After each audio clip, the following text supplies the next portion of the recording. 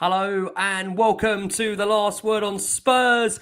We hope you're keeping very, very safe and well. Thank you so much for joining us for a very, very big Last Word on Spurs. If you're listening to the show for the first time, and where have you been? Where have you been this season? Of course, you can find us on iTunes. We're on Spotify. We're on Audio Boom. We're across a range of different audio platforms. We're, of course, on Twitter at Last Word on Spurs. We're on Facebook and Instagram too. And by our beautiful, lovely audience and the great guests that we've got joining us here, we're also live on YouTube, bringing you instant reaction to Tottenham Hotspur, taking it down to at least the final day for a place in the Champions League next season. And I think that's what we all wanted to hear. Spurs still in the hunt, still in the race for the Champions League. And I can tell you, all these boys told me, they were confident. They thought it was going to be possible. So listen, we're looking forward to getting into that. And we must say, tonight's episode is sponsored by the Beavertown Corner Pin. That, of course, is the Beavertown pub bang opposite the South Stand. They've done some amazing screens this season, televising away games with a home and away feature. I know Mr. McQueen was down there earlier. He was on the Laser Crush after a very big Thursday night. I was on the Crush. I was on the Crush, Laser Crush. A big shout out to Martin as well. He's already taken our recommendation. Now he's drinking the Laser Crush. And I tell you what, it's beautiful. It's a lovely non-alcoholic IPA. So if you want to get back to your family on a midday kickoff like I did, even though it looks like you're drinking, you're not. It's absolutely fantastic. Tastes amazing. Get yourself down to Beavertown Corner Pin. That's what I'm talking about. Absolutely fantastic. And of course, I mean, there is the entire Beavertown range available to you and great food. Make sure you get yourself down there. I'm loving these comments coming in about Rick's because obviously when you catch Rick's, normally he's on like a late edition of Last Word on Spurs around the 10:30. For unfortunately, Rick's has done the Europa Conference League, Chelsea 4 times, and Rick's will care to tell me other shows that he's done, a late night one. And we've gone from a completely different setting, which Rick's can explain in a second. But yeah, I must also say the gimme. You can catch pre-match DJ, obviously content down as well at Beavertown. So make sure you go and check those guys out. They've been fantastic this season. We're looking forward to working with them across next season and beyond. So without further ado, massive show to bring to you tonight. Let's introduce the panel talking us through the next hour or so of all things Tottenham. And it hands me over to Mr. Laser Crush himself, my co-host, the wonderful Lee McQueen. Lee, how's the voice, mate? It's been a testing week, hasn't it? I'll be honest. Honestly, I was on the Laser Crush today, so my voice today has nothing to do with the amount of pints I had of neck oil on Thursday on the North London derby. It is literally just because we sang so hard today. And I must say, George, Ricky, double Ricky, and all the listeners and all the viewers, what a pleasure it has been over the last 8 days to be a Tottenham fan. To go up to Liverpool and get a point, and we should have should have won it, had the better chances. Then to actually go and ruin Arsenal in midweek, and then to battle like we did today. I mean, I'll be honest with you, I thought today's game was harder than the North London derby, but the fans really got behind the team. I thought we were magnificent in the stands.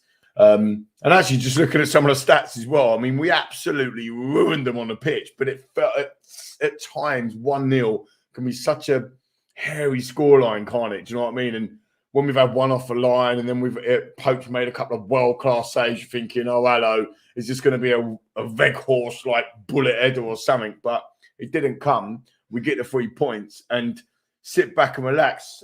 Tomorrow night, Monday Night Football, take some of these if you want. Any other brands are available. Get your popcorn out. Just watch M&F. Just watch Arsenal. Just watch them go away. And when we turn up at Norwich next week, boom, 4th place. Talk to me. Coach, there's lots of people listening to this now on their Monday morning commute. So this doesn't get you in the mood for tonight's coverage for you. I don't know what will.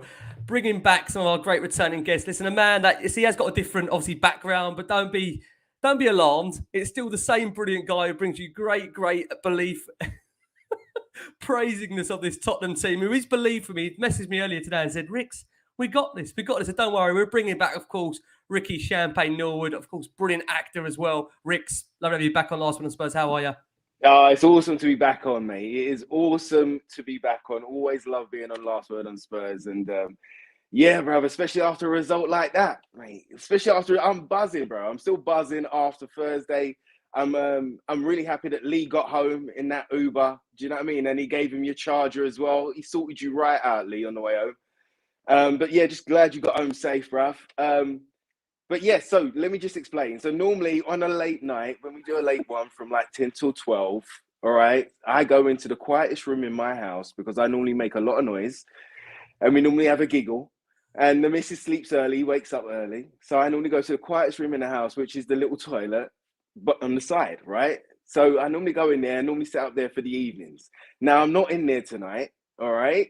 I am away at a little seaside town. It's a friend of mine's birthday, so we just decided to have a couple of days, little Airbnb, and just kind of just enjoy being able to spend time with each other. But I did make sure I watched the game. So this is not a YouTube background. This is not a green screen. I'm just on location this week. But yes, thoroughly enjoyed the game today, Ricks. Thoroughly enjoyed the game. I knew that we was going to do it. I tell you what, mate, there's a shift in mentality in these boys. If we judge them on a whole from the beginning of this season to where they are right now, look at all the struggles, the hurdles, the mountains that they've had to climb, and look at where they are now. The fact that their heads are in the game like this, oh my gosh, it just excites me, mate. It excites me. And I know we're going to break down the game, but mate, they got over the line today, and it was a tough one to do. I think all of us were feeling it. Do you know what I mean? Whether you went to the game or not, I think we was all feeling it today, being like, oh, the game's kicking off a bit early today. Bloody hell. Do you know what I mean? Some of us were sitting there with coffee, some having breakfast or a little lunch or something. And those boys were out there and they put in what a shift they put in and they got the job done. And that's all that matters today. That is all that matters, that we got those big 3 points and we put the pressure back on the Gooners, and let's see what they've got. Let's see what they got for MNF. Let's see what they got. I'm glad you clarified that, Rick, because we've been paying you far too much for a background like that. So I'm glad Rick has clarified that, because, God, the cost of this show might have gone up tenfold after people saw that in the background. So thank you, Rick, for clarifying that. Also passed on to a man who's been here throughout the year, as we had him on the Nuno. Now we've got on Conte, and we're hoping we're here for the home stretch of Champions League football being secure. We've got the wonderful Spurs content creator, YouTuber, George Achillea, joining us. George, how are you, mate, on the back of that? I'm great, man. Obviously, love being on the show. I think most of the time I tend to be on when it's quite a sad occasion, so I'm happy it's that true, mate. things said that, are to be fair. Yeah, true. But honestly, I think like Lee smashed it with the comment about the atmosphere, because I was one that was genuinely worried going today, thinking, oh my God, like I was shattered, like drinking away yesterday and whatever, and coming in like, oh, what's it going to be like? Because there's been a few times in the past where maybe we've come off a big result and then soon after everything just looks a bit tired. But no, the crowd and everyone did a fantastic job at chanting throughout and getting the fans going. Obviously, Conte himself trying to get the fans up as well. So I had a great time. Like Leah said as well, like the week has been fantastic from a Spurs perspective, and just really looking forward to hopefully Arsenal dropping points against Newcastle. Yeah, God, it's one of those shows where unfortunately you want to go really hard, but the issue is that a lot of it is resting on Monday night or tonight if you're listening back to the pod on a Monday morning commute. So listen, we can only enjoy what we've been set up today, which of course is a massive, massive win for the club. Lee, let's start with you, because as I said, it was a huge win. It was nervy, but Spurs move into that fourth place now ahead of Arsenal, who play, of course, Monday night, Newcastle United, full MNF underneath the lights of St James's Park. But that's a vital win for Spurs. Huge effort as well, I must say, on the back of what was a really exhilarating and I'm sure exhausting derby for a lot of those Spurs players. It must have taken a lot out of them. So to turn around and produce that kind of performance, and shout out to Spurs song sheets, THFC flags, that really brought the atmosphere today to try and galvanise the crowd, which I thought was absolutely superb. Lee, how do you reflect on the back of a massive win for Tottenham? Obviously, of course, today. Echo that as well. Echo everything that everyone said. THFC flags and Spurs song sheets done a wonderful job of getting that in. I don't think I've seen flags other than what the club give out, like on the Man City game or whatever. And it was lovely to see, to be fair. Brilliant atmosphere, as George said. When you look at the statistics, I love a blue book and I love the stats. When you look at the statistics, we actually ruined them today. They were woeful in all areas. They only had 8 attempts. They only had 1 on target. So Hugo only had to make 1 save. It's a good save, to be fair. It's absolutely world-class save. But he only had to make 1. 31% possession and less than 300 passes. I mean, the contrast is ridiculous. 21 shots on goal, 8 shots on target, 70% possession nearly 650 passes. We literally ruined them all over the pitch. And the reason why I want to make that point today is because when you know something's on the line, it feels different. Like you go and watch that back on either Match of the Day or go and watch the extended highlights or the full game again, which I know most of us do. because we're like, we're gluttons for punishment or whatever. I'll go and watch that back, and you'll watch it and you'll think, oh, that was really easy. Like a neutral watching that game today would go, oh, Spurs, done them. But because we're invested emotionally in it and, mentally it means everything, getting above Arsenal and whatever, it felt like it was a real hard slog. But look, grinding out results, getting a 1-0 win. I think it's always shaky when you're 1-0. We said off right at the beginning, didn't we? Like, is it going to be a Weghorst like header when he comes off the bench or whatever? So not to get that second and and get that comfort blanket was a worry at times. But like I say, they only had one shot on target, so they didn't really trouble us the whole 95 minutes or 94 minutes or whatever we played. It was a massive win, Rick, as you said. Absolutely monumental win. I think that was harder than the North London derby in some instances. But we've done what we've set out to do. We've taken it to last game of the season. Once the season's finished, I'm sure we'll look back and we'll say, oh, we shouldn't have lost to Burnley, or we shouldn't have lost that last minute winner to Brighton, or the 0-0 to Brentford. I'm sure you can dissect it, but at the end of the day, the league table don't lie. And I'm just hoping, and a little bit expecting, if I'm honest, but I'm hoping that the last time Arsenal went on a nice little run for themselves, they lost unexpectedly. I think it was Southampton, and then they went on like a 2-3 game losing run. Newcastle, I think I said this in the agreement to all of you, didn't I? Newcastle away, if that was Tottenham going there tomorrow, under the lights, Newcastle away, knowing you need to get a result, every single one of us, listeners and viewers, would be absolutely bricking it. And that's what Arsenal have got to face, Rick. Do you know what I mean? That's what Arsenal have got to face. So we've done our job. That's all we can do. And, if Arsenal do it, if they go out there and win, they've still got to get something from Everton. Everton have just been ruined with 2 red cards today and they've lost. They're probably going to need at least a point against Arsenal. They're going to be battling, although, don't get me wrong, I'm not holding out for Everton to do us a favour, although we've done them one this morning with Burnley. But I think, look, if Arsenal win their last 2 games, and we've known this for ages, then they get top 4 and fair play. But I still think that we're going to do it, lads, listeners, viewers. I still think we're going to do it.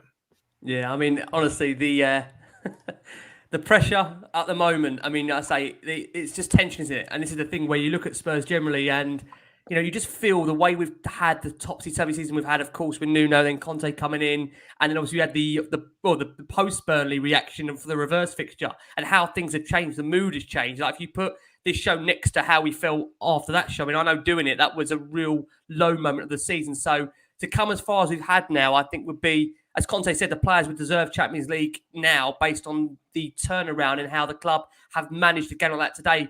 Rick's coming over to you.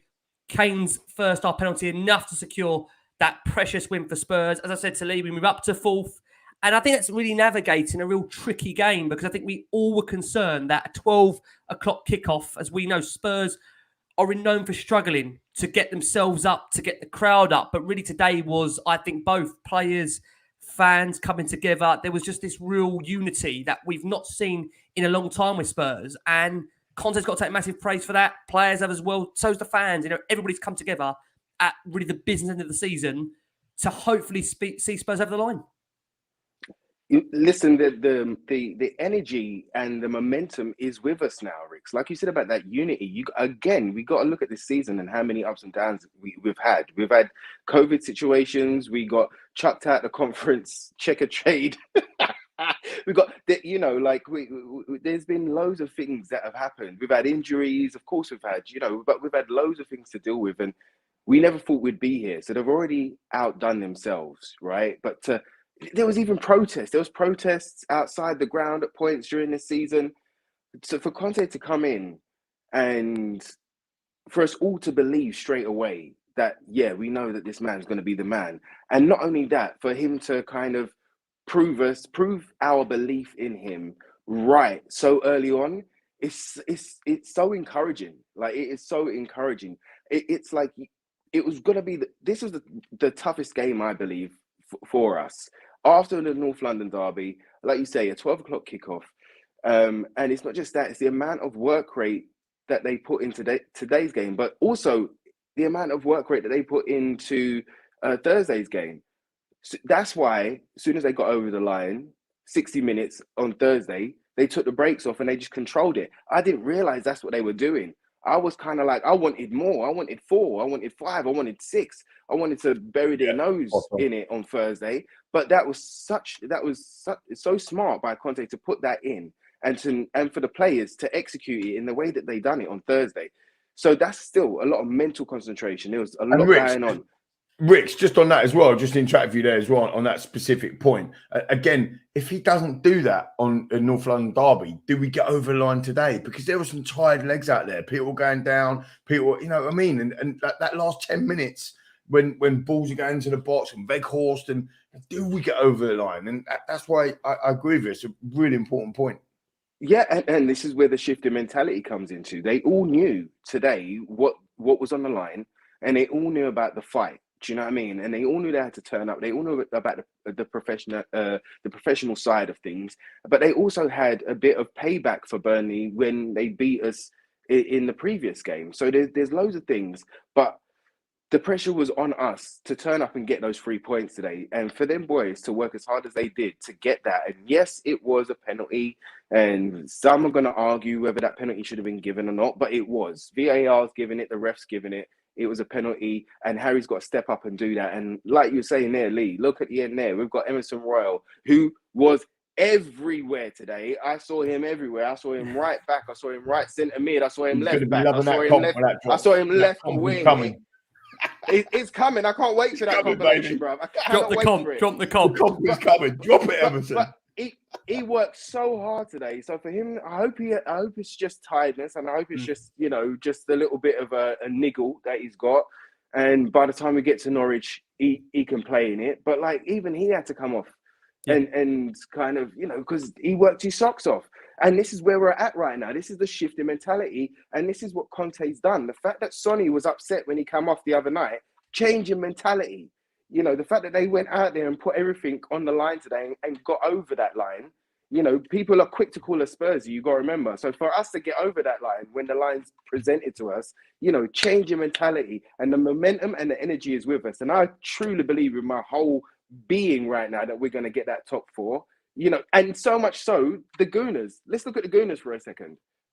Not only did they run in January, February, whenever that was, December, January, whenever that first game was, not only did they run then, but come to the fight, come to Thursday night, and they can feel aggrieved about whatever they want to feel aggrieved about. But were they there for the fight? They could have won it. They could have shut up shop. They could have shut us down, got the bragging rights for a win and secured Champions League. But what happened when it came to the fight?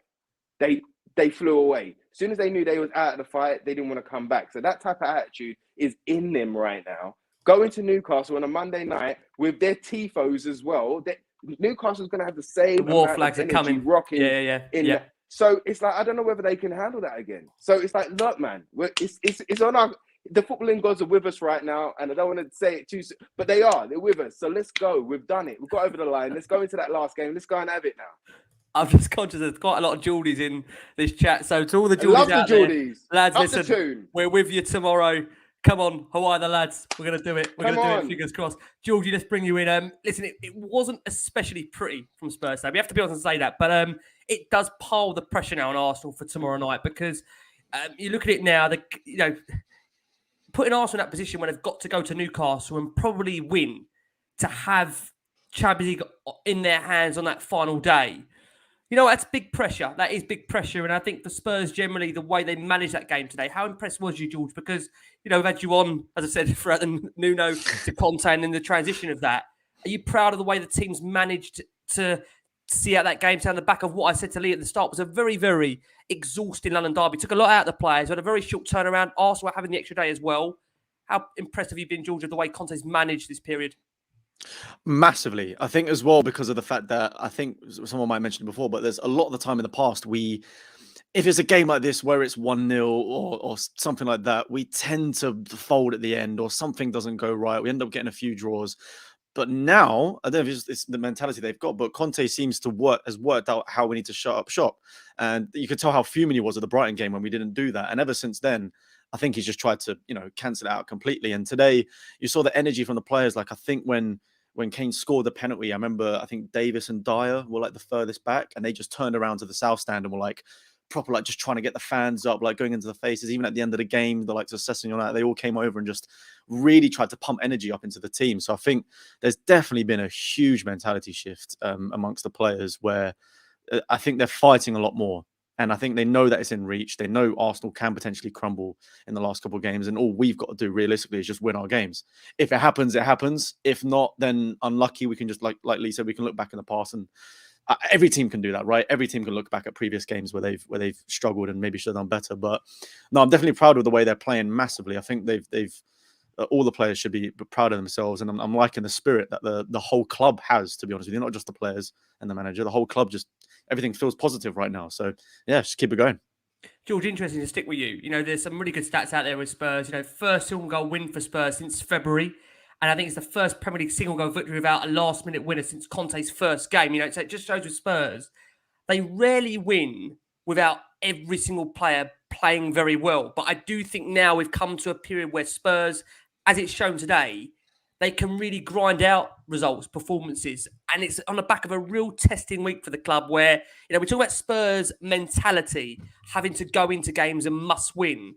Spurs have now come off the back of 2 games where there was real increased pressure on the team. So not only go and put a performance in, but to go and win both. And Spurs have done that. And also, I think we should also, I know this might be in Lee's blue book, so forgive me, Lee, for me putting this towards George, but we've only conceded 5 goals in our last 10 Premier League games. You know, we can't underestimate just how good Conte has made that defence. And I must say, that's without Christian Romero there, back-to-back games as well, George. Yeah, massively. I think I probably speak for a lot of people when I say, like, last year, I was not happy with having Dyer as centre-back, even Davis, and like earlier in the season, even the likes of Royale and stuff. I feel like it just wasn't the level we needed. But look, Conte has clearly trained them to be a solid unit, because every week I'm seeing Davis putting a massive shift. Some of the blocks he's putting in is incredible. Dyer sort of leading the back line. And like I said as well, the fact that Romero was out the very last minute in the North London derby, I think a few of us sort of panicked a little bit, and then thinking, oh God, is Sanchez coming in? Is he going to have one of those games? It's so hit and miss. Like, is he going to, like, you know, potentially give away a penalty or whatever it may be? But no, I think the last couple of games he's stepped up big time. And I think I've been impressed with him coming into that back three, and haven't seen him make a single mistake really. So yeah, massive credit to his coaching, because there are a lot of players in this team that I thought just weren't good enough, and they've come together. They've got clean sheets left, right, and centre. I think even Hugo Lloris has got more clean sheets than Ramsdale, and everyone was banging on about him being one of the best goalkeepers this season.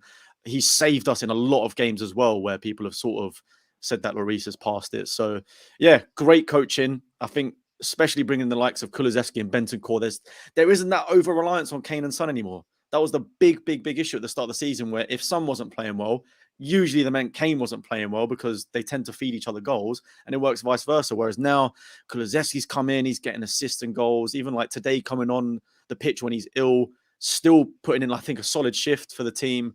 And Bentancur today, another player that I thought really stepped up, where he's had a couple of shady games recently, but again, just looks so silky and slick on the ball. And we got decent players in this team. If we add to this, we can be a serious unit next year.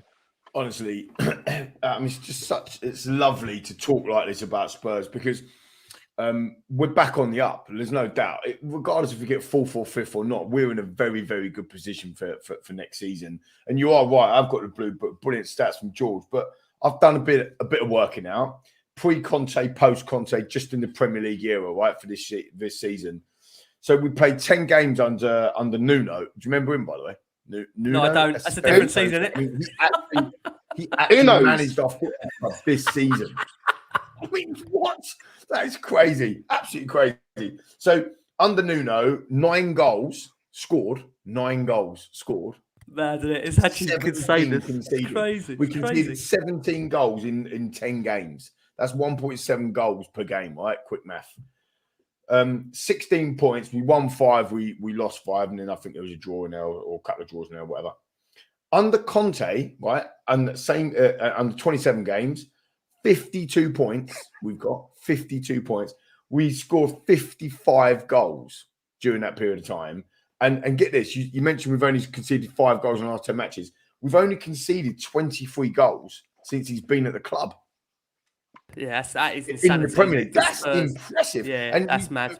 bearing in mind everything, George, you were just saying. When I was driving up my mate Steph, who's probably watching, the right fella. We were chatting about, bang average players being made better. And I asked my mate, because we were chatting the same thing. I asked Steph, I said, do you think they're average now though? And he's like, well, yeah. And I said, but they've got better though, haven't they? So now they're not at that a bang average level anymore. They're a better level. And we was having that conversation. So what he's done is absolutely remarkable. And that's why I think that, look, the league don't lie. At the end of the day, the league don't lie. So you can't say, oh, we deserve fourth if we get fifth. But if the table was played now, we'd be third. And just so you know, and the actual table now, we are fourth in the amount of goals scored in the league. We are fourth with the amount of goals conceded in the league. We are fourth. That's joint fourth, by the way. We are fourth in the goal difference in the league today. And in terms of points, obviously at the moment, as it stands, we are fourth. So we've done everything possible to get into a fourth position. And at the end of the day, we've got to still rely on them because maybe a mistake that we made or whatever it is. But what he's done is remarkable. Regardless if we finish fourth or fifth, I think what he's done has been absolutely brilliant for us. I totally agree. I mean, it's interesting after the game, Rick. Conte says that he believes he's created a team now that is deserving to play in the Champions League. He said, I have seen a team that has improved in so many aspects. It's not easy now to play against us. To face Burnley was not easy. I'm very happy because I saw a team that has improved a lot. Now they deserve to go and play for a place in the Champions League. And Joe, it's very hard to disagree with him because you can actually see just how much this team has come since his arrival. Up until now, there's been, I want to say, a genuine improvement in the majority of the players that have been playing consistently since his arrival. And that's not easy. A lot of these players, Spurs, and me, I wrote off. I wasn't too sure if Dyer was good enough, if Davis was good enough, if Royale was good enough. I know that jury's still out.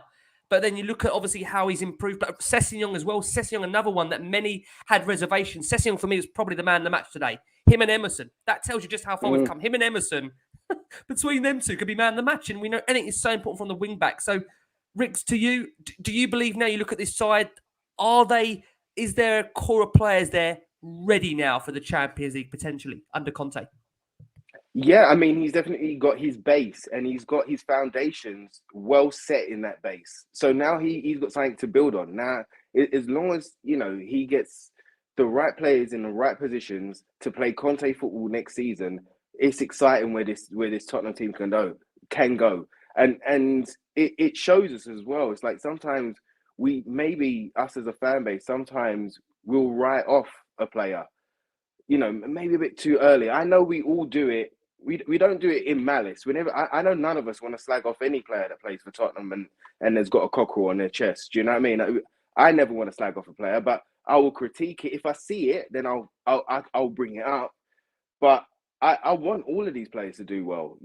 Yes, maybe some of them have to move on still.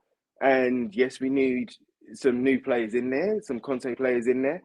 But I'm really proud of the boys and how they've responded to Conte and how they've stepped up their game, bit by bit. These dips that we've had, especially in this half of the year, the Wolves, the Southamptons, we've talked about the Brightons and the Brentfords.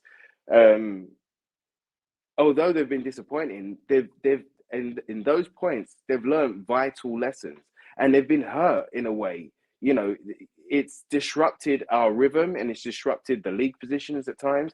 And they felt the pain. And it's like Conte's got into their heads now that to kind of have this truly winning mentality, they want to win every part of the pitch. They want to make sure that those 3 points are secured. When it's time to shut up shop, like Georgie was saying earlier, they've got it sorted out now. They've worked it out. Davies has been a revelation. He was on everybody's to go list. He's been a revelation. He's a new player. I would, if we sold him tomorrow, I'd be upset because in the sense of we at least need to keep him in the squad. So what Conte has done has been next level, but the job ain't over. We ain't finished yet. We still need to do what we need to do against Norwich, and we can't get ahead of ourselves. I'm talking about the boys. Us fans can get ahead of ourselves. It's all right. But do you know what I mean? Like the boys, they can't get ahead of themselves. They've got to keep their heads on and go out there and do a job. You know, the job ain't over yet. Nothing's secured as yet. So whatever happens tomorrow against Newcastle for the Gooners, we've still got to go out there and do our jobs. And this is where the mentality's changed. And I believe that they will go at it. You got to look at how we played against Mura and Vitesse. Yeah, this was still under Conte. I forgot about this. Listen, those were under Conte, but you didn't cover those with shows with the Queen. You were lucky. Poor Rick's had to do them ones. But we still had that trait where we couldn't trust our second 11, or if we swapped anybody into the team, it's like we really couldn't rely on anybody to turn up. And Conte's taken this bunch of players and turned them into this. I mean, the sky is going to be the limit for us next year, man. It's really exciting, but we still got a job to do. Yeah, I totally agree with that. I must just also add, great put on the screen here.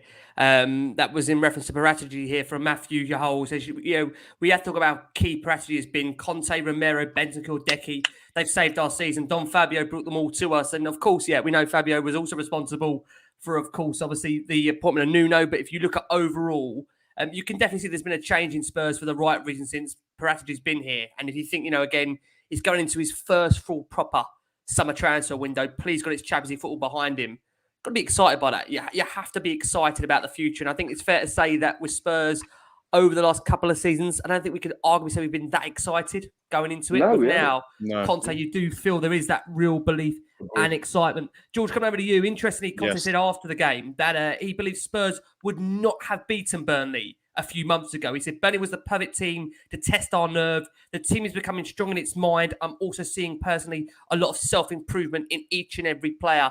Do you feel that way, George, for you? You felt if this game was played a few months ago, this Spurs team wouldn't have got over the line? It's just probably frustrating now if we played Southampton, of course, and forgive me, Brighton as well, and Wolves. We would have walked this top four and arguably could have been third, George. I know that's football, but it's just utterly frustrating that now, finally, Spurs are coming really to the core under Conte.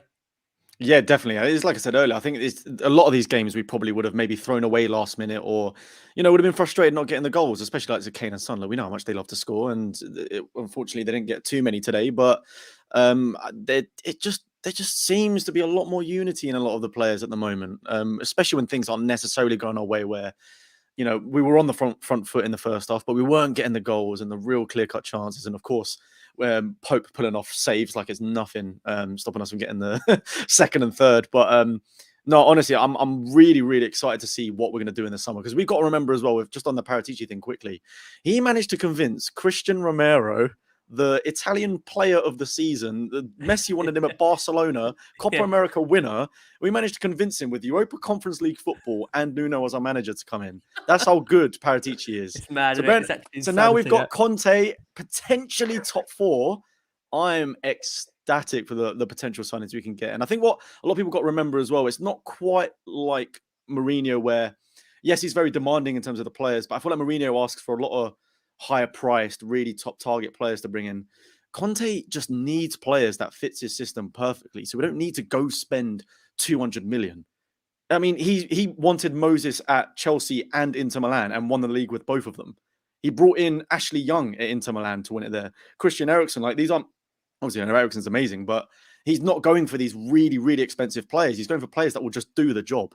So I'm so excited for next year to see what sort of the pool that he has to bring in, and it should be a great year. George, a lot of comments. So have you gone? Over to you, Lee.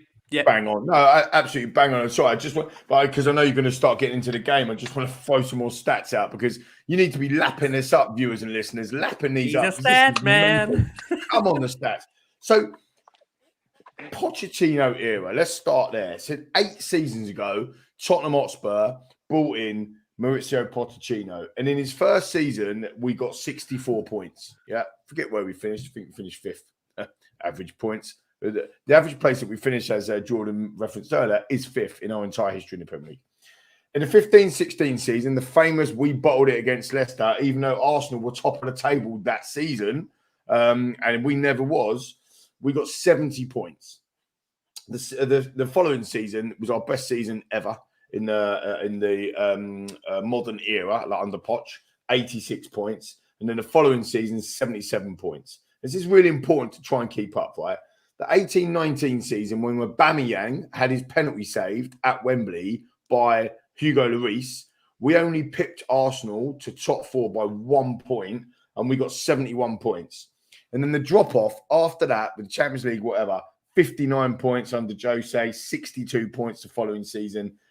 Absolutely woeful. This year, if we win our last game, which I think we're confident we will, we'll get 71 points. So we will get the third highest points total in 8 seasons. And we are talking... That's massive. That's massive. We are talking massive Poch days as well. That is unbelievable.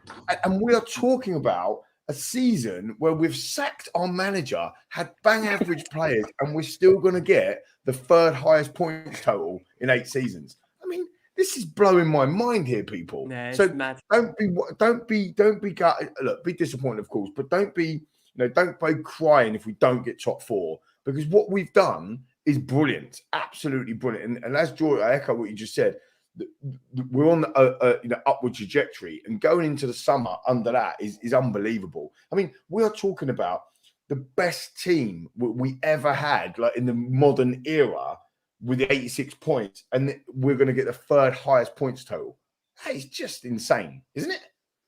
Yeah, it is mad. I think someone said it earlier. We've also missed Christian Romero for 17 games this season.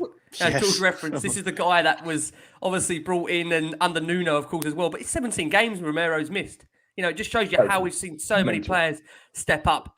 What we will do, guys, before we go for a quick break, I must add, Daniel Levy did make some form of a statement today. Sky Sports picked it up, and the reference was he's told supporters that the club will continue to support investment in the first team.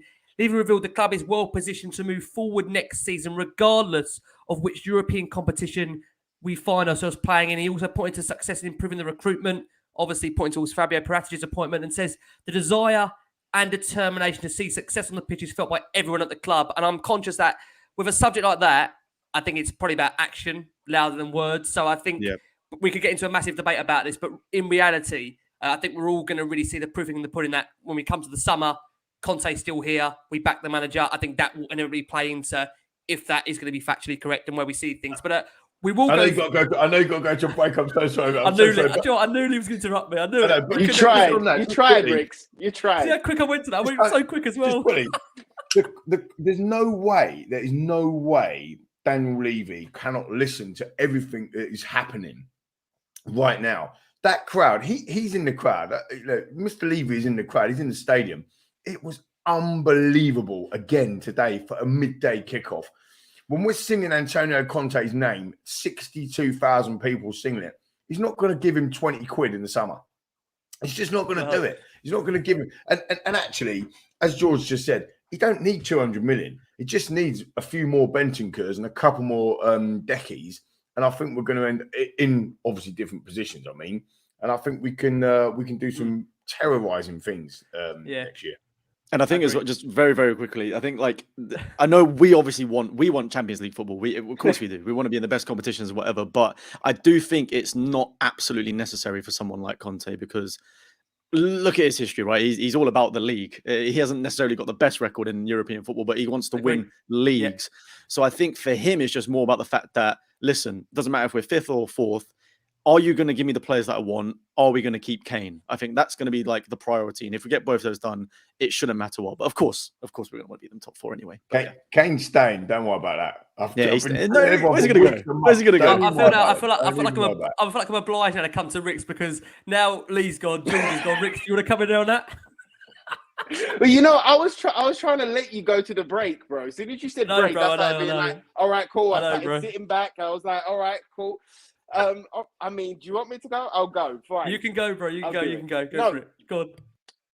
Just to echo what the boys said already, but we've already hit our league quota. All of us fans, our biggest kind of achievement, our highest thing that we believe that we could possibly get was Europa League. A lot of us, there were some of us that were saying top 4, but a lot of us was like, if we get Europa League, then all right, cool, we've had an all right season. So he's already done that. Yeah, he's already secured that.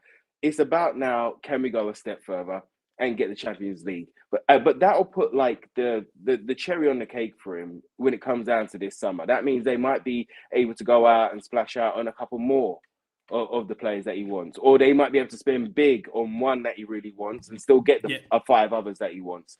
So that will be the cherry on the cake that is going to come to it. But hearing that already, the statement from Mr. Levy, Hearing that from it was just funny saying that this laugh, to me. that It's laugh because that you said done me it there. as well. No, but hearing that statement is encouraging. And Yeah. when it comes down to action, and I 100% with you, Ricks, when you talk about action, yeah, we want to see it as soon as it gets to the summer, and that is definitely going to be crunch. But we've already had tasters of the action.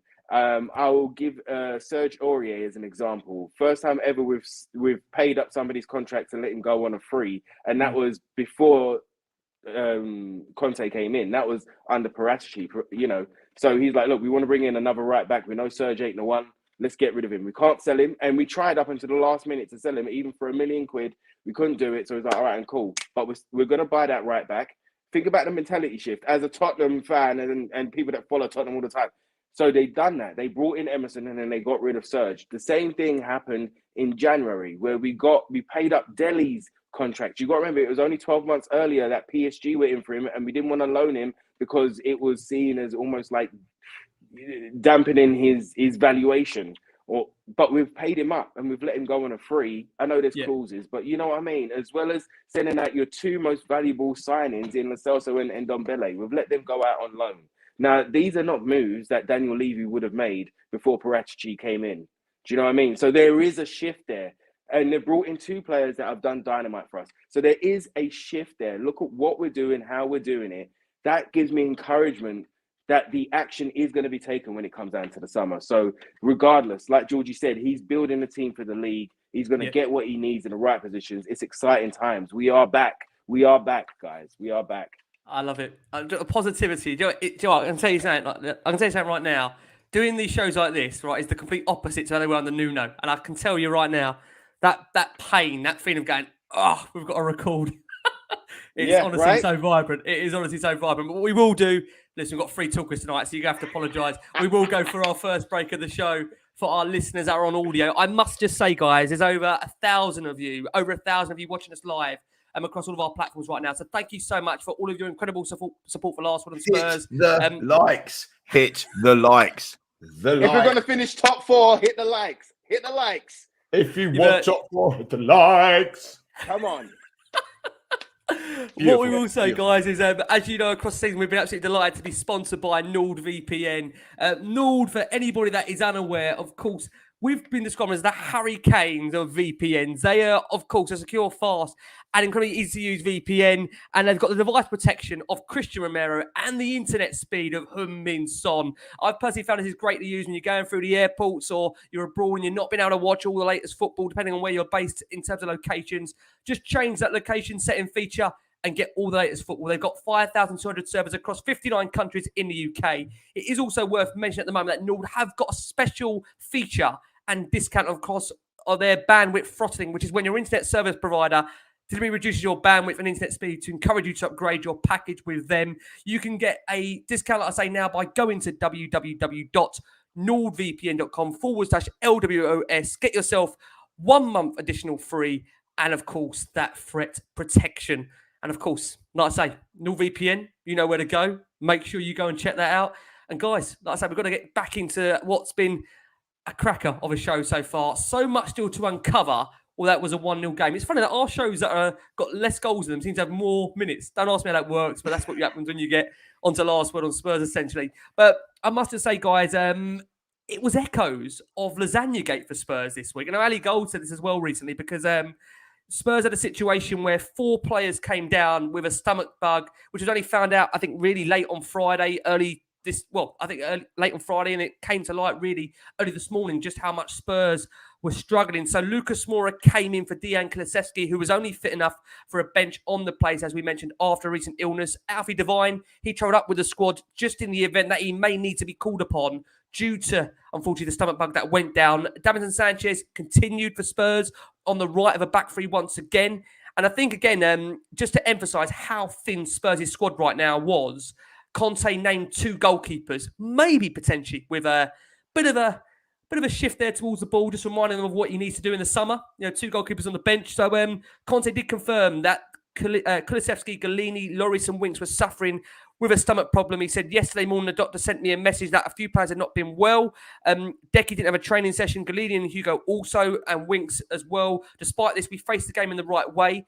For Burnley ahead of the game, they had no Tarkowski, no Ben Mee in that defence, whilst Weghorst was dropped to the bench. The Spurs' team read Lloris Sanchez, Dyer Davis, Emerson, Højbjerg, Bentancur, Sessegnon, Lucas Kane, Son, with a bench of Galini, Austin, Roden, Craig, White, Winks, Bergwijn, Kulusevski, Scarlett. I tell you guys, when I read this bench right now, it makes me feel remarkable where Conte has got Spurs to and from, that we're going into the last week of the season with Spurs potentially still able to finish in the top 4 when I read that bench. So, Lee, thoughts on the team, thoughts on what's been, like I say, a bit of a lasagna gate for Spurs over the course of the last week.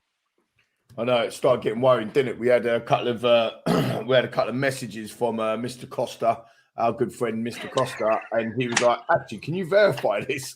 And we very calm, sure. So calm, man, so calm. He got the word though. To be fair to him, he got the word that there was some sort of illness going through, and we were like, "No way!" And actually, it was obviously confirmed by Conte after the game, so they tried to obviously keep that one quiet. So, a little bit of a worry there, but when it wasn't a surprise when Lucas was starting, because we did hear Kulusevski was going to be out, or he was struggling for sure. At one point, I thought Kane might have to be putting his gloves back on, like he did back in the day and getting goal, but obviously that weren't the case, so that was good. Look, I think, like you just said, when you read the bench out, the team picks itself. I mean, I think he's only got full team fit outfield first teamers, if you like, inverted commas, that he keeps reminding, like you just said, he keeps reminding everyone of, which is actually quite remarkable. You think about the amount of people or players that are out that you would have been playing. Like Doherty probably would have been playing, right, if Matty Cash ain't taken him out. Regular might have been switching in and out between Sessegnon, although I do think the run of games, Sess needs runs of games, and I think that getting runs of games helps him and gets his confidence and all that sort of stuff. So maybe Regulon would have been playing a bit part on that, but yeah. So I mean, Skippy, we've almost forgotten about him, haven't we? He was so good at the beginning of the season, and totally agree. Since Bentancur's come in, Ricky Bentancur has come in. Well done, Sam. Well done. You've done well. Alongside Pierre-Emile Højbjerg. I mean, Højbjerg has been back to his best. I thought he was outstanding the other night against Arsenal. Again, really good. I think he gets a lot of kind of bad vibes because, I mean, he did make a woeful pass, didn't he, today? One pass went straight to the opposition. But other than that, he gets a lot of bad vibes sometimes because he's not scoring goals or putting it in the top bins or whatever. That's not his job. Take the bins out definitely is his job, as Cracker's called him, the dustman. But putting it in the top bins, probably not so much. But yeah, so the team picks itself. And I thought Lucas is an interesting one for me because coming in for Kulusevski, it gives you a different dynamic.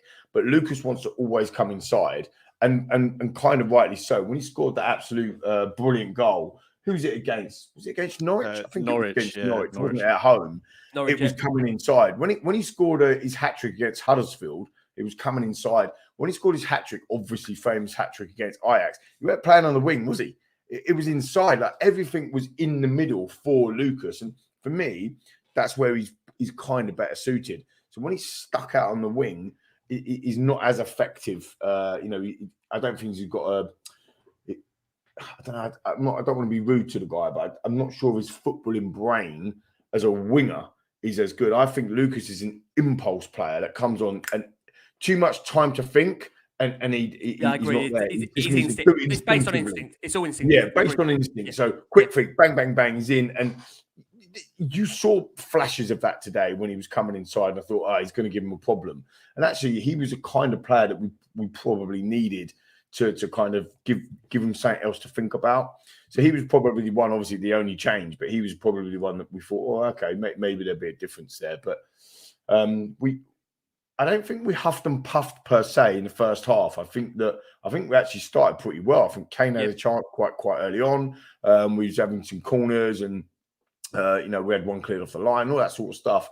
But they were just so compact, weren't they, lads, viewers, listeners? They were just compact. I mean, I'll be honest with you. I can't coach this type of football. I can't coach this type of football. I have to have the football. Mind you, bloody well good you're on here then, isn't it? Rather than managing it. Yeah, exactly. Whatever Jurgen Klopp said the other week. But I think that's what they did. And, for them, a point was generally going to be good enough for them. So they come here to set up. And if they could nick something, on a set piece or whatever, then that was their game plan. And that's why the first goal was so important. Because if they'd have got it, well, it would be a very bloody hard work today. I agree. I mean, we'll come on to that in just a second. Beforehand, we did see, Rick's very early on, the Burnley already wasting quite a substantial amount of time. We had Maxwell Cornet go down in treatment. That was for 3 minutes alone. Then we had Nick Pope taking the slowest goal kick possible you could ever imagine. And to be fair, he did pull off some wonderful saves today. He got man of the match, which tells you everything you need to know about Spurs' performance. But Rick, is there anything more about the wasting time? Is it just part of football now? Does that need to be looked into more in terms of time added on? Do you just accept that's part of the game? I mean, it's down to the ref to kind of stop the watch when stuff like that, or he believes stuff like that is going on, and add it on at the end. But really and truly, it is part of the game. We've seen not only teams like Burnley do it, but didn't Lloris get booked for time wasting? Yeah, the irony, Lloris got booked today for time wasting. Yeah, the irony of it. Yeah. And I didn't even see what happened at that point. It was like, they've just booked, giving a yellow card to Lloris for time. I was like, what happened? But it happens. We look at Atletico Madrid, dark arts. That's it. Yeah, it's dark arts. It is part of the game. There's loads of those elements that, especially if it's against us, we don't like it. But if not that I'm encouraging these actions to take place in my club, but if it happens for us and we get away with it, it's all right. Let's move on. It's part of the game. It is part of the game. I mean, I don't like the whole full-on diving. I think that's a bit far. I think what the Goon done the other day in the first 5 minutes against us, when nobody touched him, but he fell over, and in the box. That's horrendous. That's shocking. I don't like that. But look, man, it's part of the game. It is part of the game. It doesn't matter about those things. So when things are against us, we've always done it the hard way, right? This is why Lee calls it the crazy train. So when things are against us, this is why I like it. It's because it makes things very clear and very simple. Do not rely on VAR. Don't rely on the ref. Don't rely on anybody don't rely on another person's results. Rely on yourselves. Get up, do the job, and then work out what happens after that. Do you know what I mean? But rely on yourselves and get the job done. And this is what the boys done today. They got the job done. And that's why I'm loving this shift, Yeah. Now, I must say, we've got a couple of Burnley fans. This is the thing, obviously, when you're doing a Last Word on Spurs pod, and obviously it's a review, you are going to get fans of opposition clubs. And listen, we welcome that. We've got no problem with that at all. I mean, Trev, their Burnley fan, says you guys were very lucky today, given a very soft penalty. Let's come on and talk about the penalty incident, guys. Let's come over to George. George, so there was a VAR check for a handball at the time. Now, I think being at the stadium, many probably wouldn't know what was going on in that moment, because this is what it is with VAR. When it's a different phase of play, I think everybody's quite just almost relying and waiting on what is going to happen in the next action with the referee, then looking at the screen. So there was a check to see first if Son was onside, and Son was well onside. Then Kevin Friend had been told to go and check his monitor, and obviously going to check the monitor, he then had to distinguish whether Barnes' arm was out in an unnatural position, which, to me, looking at that, I thought it was out in an unnatural position. Mm-hmm. Now, I think for me personally, if you're giving the referee a decision to make like that, then already you're putting your team under a real unnecessary risk. And I think now we're in 2022, you're going to see more of these being given, because obviously the letter of the rule has changed. Mm-hmm. George, what was your view? I mean, understanding obviously it's probably difficult to give a view on it, because obviously in the moment live, I doubt you would have seen it in that moment, but watching it back since, do you think the referee got the decision right? Yeah, so I think it was a pen, definitely. But in the stadium, I was in the south stand, so it was on the other side to me. So obviously, we didn't really know what was going on. It was sort of like there was as soon as the moment happened, we just heard a slight call for a handball from the fans in the north stand, and we're like, "Oh, what's going on there?" All of a sudden, it actually is getting checked. So and what was frustrating is it took so long for a decision to be made, and we're just sort of sitting there thinking, "All right, so it's got to be close. Is it one of them ones where maybe they're not going to give it because it's not clear?" But then, obviously, the ref then goes to the TV, watches it, comes back, gives the penalty. They then show it on the screen, and it looked like the most blatant handball. His arm was up here, and it hits him here. And I can understand people's like some people's if it goes against you and you're saying that he was really close to Sanchez. But I'm not being funny. I know it's different rules, but we had the same thing with Sissoko in the Champions League where that was here on his arm. Like he was blatant. Like no player naturally stands there in the box with his arm like that. That's just not.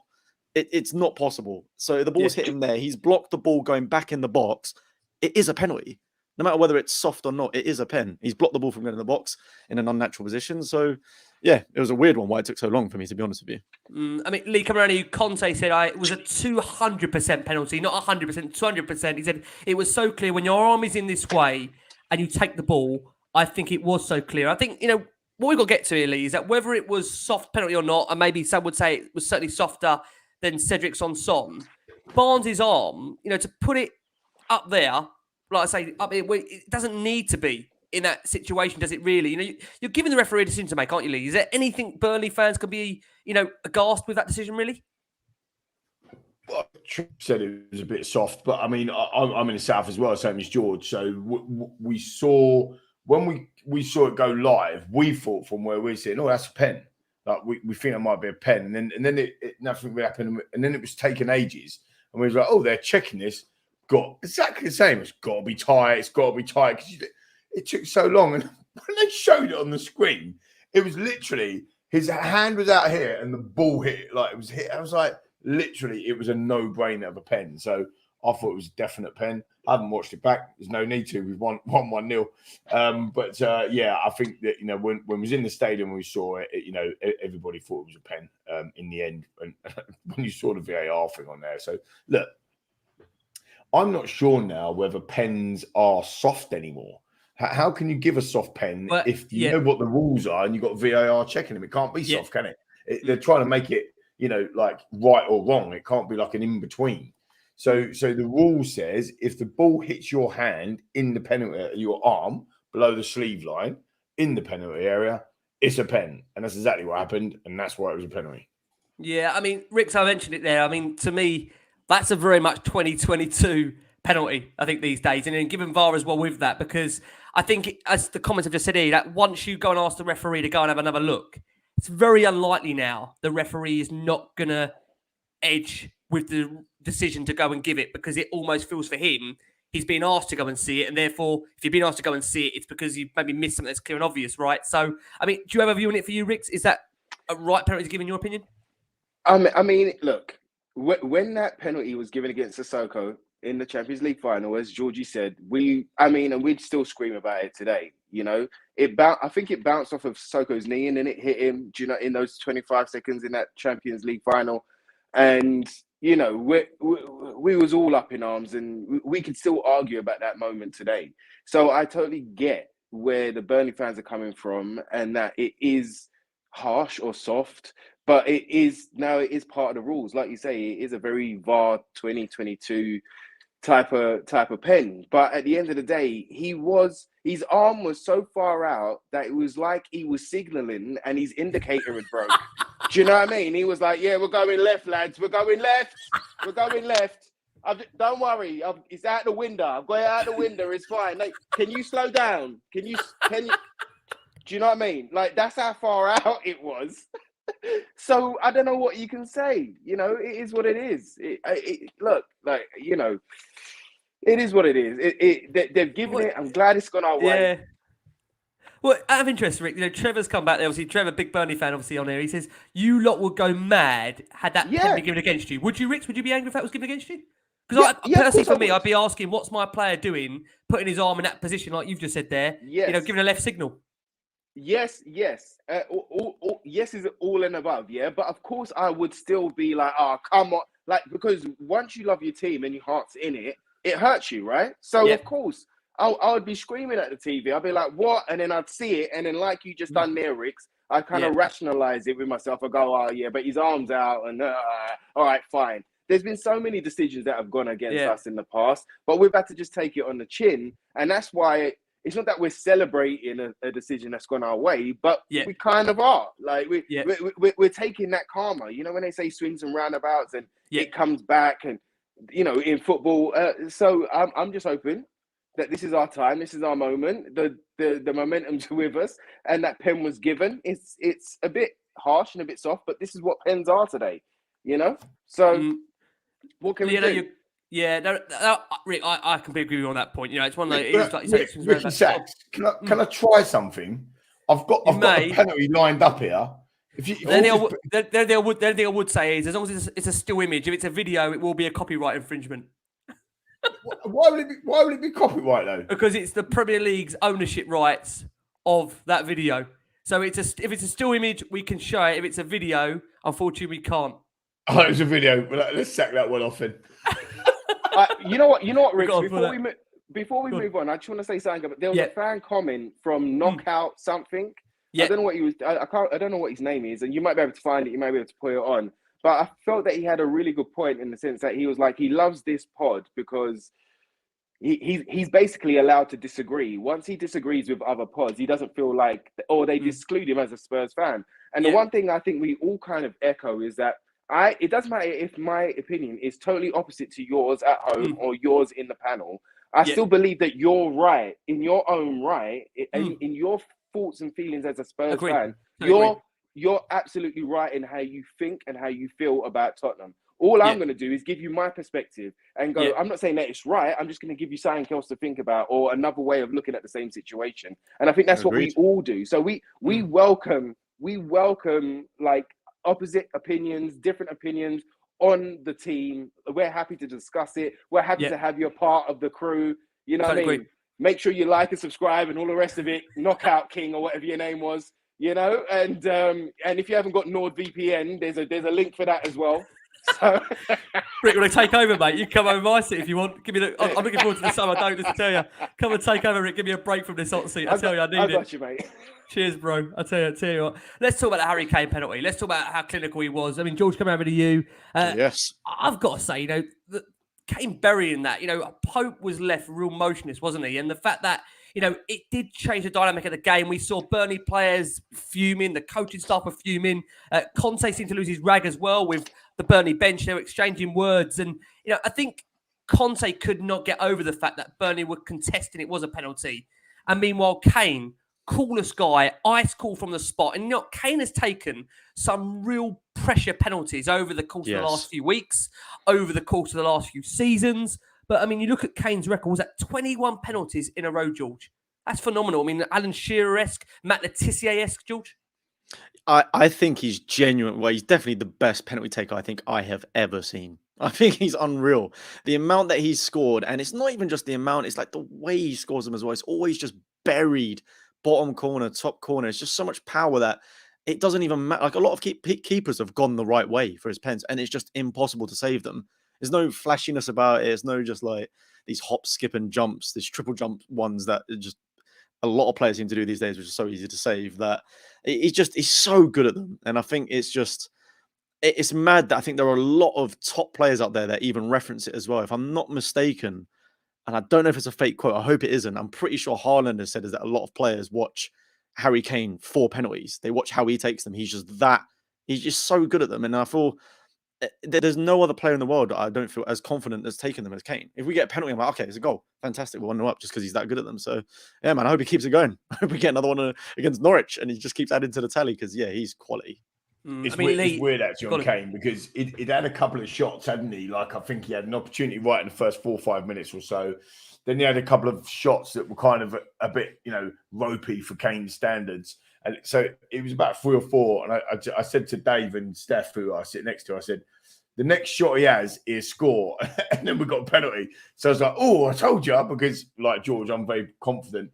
The thing that made me chuckle the most about the penalty is Pope, and he's a very good goalkeeper. He didn't even move. He did not even move. Motionless, motionless to the spot. And Kane almost felt like it was scuffed. It wasn't, but he put it so, like you say, hard and low, almost in the side netting. Pope could have dived, and he'd never been anywhere near it anyway. It was a fantastic penalty. Yeah, I mean, 16th goal of the season for Kane. 21 penalties in a row, I've just mentioned there. And he's got a great record against Burnley. 12 games, 9 goals, 3 assists. Seems to love it against them. I mean, Rick's Harry Kane right now. I know a lot of people said that penalty caused them many heart attacks because of the nature of just, it looked like it was going to go side netting, but just the accuracy of where he put the ball. Anyone better you want from the spot, Rick's, than Harry Kane? He's just fearless, isn't he? So much so, That's Ricks wrong, can't innit? believe it. That was me. No, I can't believe it, bruv. You know, Harry Kane is next level. This is why he spends that amount of time on the training pitch. Do you know what I mean? This is a dedicated professional. This is somebody who's in love with the game, and he's a Tottenham boy. You know, for whatever the rumors and for whatever the links of him leaving or whatever, you got to remember he loves Tottenham and he loves football and he loves the game, and he practices that. That doesn't come from nowhere. That's not just natural ability. That's building on your natural ability. That's going beyond the point to make sure that you're so confident when you step up there that it's a guaranteed goal. Look at what he done and how he took the penalty on Thursday night. So he already knew that Ramsdale would, you know, he's been in training with him and shot, you know, practiced his penalties against him. And it was almost a bit the same today with Pope, I think, because he's been in the squad as well, hasn't he? So, you know, the way he kind of switched it up, went to the other side against the Gooners, had the confidence to do that and bury it the way that he done it. And then today, inch perfect. I mean, I never had a doubt, but I was like, you know, when he took it. I did hold my breath a bit, mate. But, you know, it was a perfect timing as well. We were so dominant in that first half that it felt like we really needed to get that goal to settle everybody, but to be in the ascendancy and to kind of push on from there. And the timing of the goal right at the end of the first half, perfect timing. And who else and who better to step up than Harry, Class A Kane, mate. He's the man. He is the man. He's the man you want in the spot, isn't he? Very much so. Spurs nearly 2-0 up. It's a lovely move from Spurs. It started actually with Lucas, an excellent pass from Lucas actually into Højbjerg. Then Son played it out to Kane. He found Session and then teed it up for Son. But Pope, to be fair, miraculous save from him. And I know there's actually a comment in here, which I will find many asking the question. I know we've been linked very highly to Sam Johnston of West Bromwich Albion. But Richard here saying, does the panel believe Nick Pope might be a cracking understudy to Hugo? Let's just go around the panel very quickly. Lee, based on what you saw today of Nick Pope, would he be one you'd like to consider as an option? No. Okay. Be happy with Sam Johnston? Definitely. Really? Yeah, I think Nick Pope's a good shot stopper, but his distribution in where we need it to be isn't where I would expect it. So you know, if you're gonna take away a World Cup winning goalkeeper who's been absolutely amazing for us, we need somebody who's gonna come in after him that can actually distribute the ball how Conte wants. Because if you have one criticism of Hugo, and it's very hard to find one because I think it is distribution. It would be distribution. So I'd expect somebody to have a better distribution. Nick Pope's distribution for me is kick it long. And I might be doing a disservice because that's maybe mostly our Burnley play, but no offense, Trev. But I would say that Sam Johnston's a better fit for us. Yeah, what do you reckon, George? Nick Pope, from what you've seen of him, would he be an option you'd like to see the club consider, or is it Sam Johnston on the dot? I can't lie. I've liked Pope for a long time. I've rated him highly. I think he's a very good goalkeeper that's in a pretty poor team, to be honest with you. I think I don't think he's been able to get that move away. And I think he was out injured for a while as well, so didn't really get his chance to go somewhere else. But to be honest with you, I think we can do better than both regardless. So I think if it's a case of we need a better second goalkeeper, then just go for the free option. And I think Sam Johnston would be the better. But I don't see Sam Johnston being the future Spurs goal, like number one anyway. So I think for me, it's just he would be a good backup personally. Okay, Ricks, what do you reckon for you? Nick Pope, you sold on him, or would you like to see Sam Johnston get the role as the understudy to Hugo? You know what? For me right now, it's about the business side of it. So Hugo's our number one.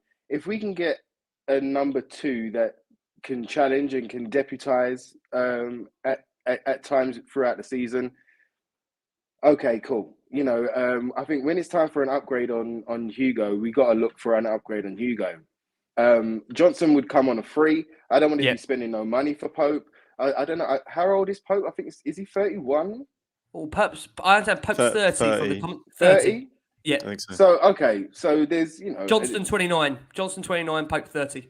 Okay. So, yeah. So there's still, you know, he still hasn't hit his ceiling, Pope. So there could be potential for him to be a good backup. But I just think that, like the comment said down there, it's like, why spend money on a number 2 that you can be, you're not kind of sold on 100%, and spend that money, put that money somewhere else, get somebody in on a free, let them, give them some time to bed in and prove themselves, and then see from there. But there ain't no risk there from a business point of view.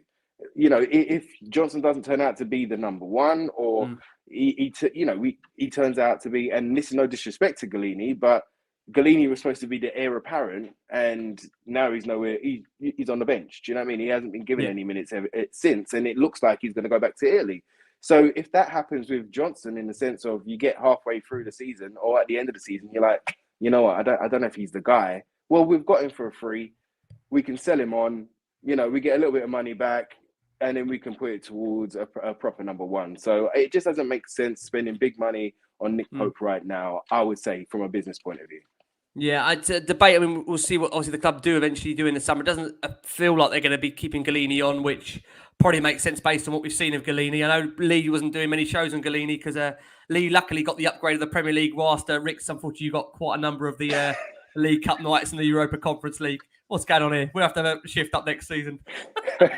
George also, to be fair, George only got Premier League, so George got to have it as well, to be fair. Listen, hit me with Champions League one next year, yeah, that one. Yeah. We'll listen, me, win, lose or draw, bruv. Win, lose or draw. You give me a call, I'll be there. No drama. And he has. To be fair, Rick has been there, and that's McQueen, and as George as well. We've got to say, just on Pope as well, man, another great save. Big chance for Spurs. Son in a Sessegnon picked him out again, and to be fair, it was a save he should have really, quite frankly, not had a chance of making, so credit to Pope for that. And we saw that final 10-12 minutes, and Lee, I know Lee will also be able to really comment on this because he would have seen Conte really implore the Spurs fans to really raise that roof for the final 10-12 minutes. And after the game, Conte said, for Tottenham, the fans are vital. We have an amazing stadium. To create an atmosphere as amazing is so important. The stadium has to become a fortress for Tottenham, I think. It is amazing. It has the characteristics to become a fortress. Lee, do you think under Conte it's starting to get there now? It just feels the last few weeks under him, bar Brighton, that crowd now, he's really got it into the palm of his hands, hasn't he, really? Arsenal and now Burnley. I mean, everyone there is really raising the roof, quite literally. Again, shout out to Spurs song sheets and THFC flags that were a massive part of helping today be a real carnival and really big atmosphere at a 12 o'clock kickoff, we must add again. Completely. I mean, I said on a group, didn't I, before the show, I think that we've turned a corner in the atmosphere. I think that the North London derby on Thursday showed everybody, not just in the stadium, but everybody, the cameras around the world were on that. It showed everybody that we can make it hard. Liverpool do it at Anfield and they do a wonderful job of it, with the scarves and the flags and the songs and flares before the game when buses are coming up and whatever they do. And Newcastle are doing it, and please, our Newcastle friends, please do it again for tomorrow night, please.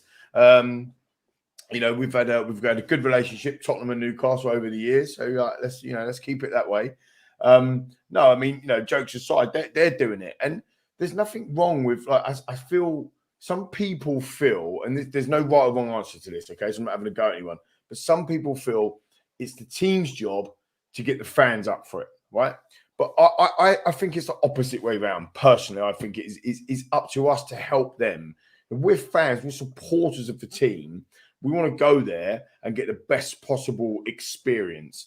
And for me, it's just my personal opinion. You don't have to agree with me. Of course you don't.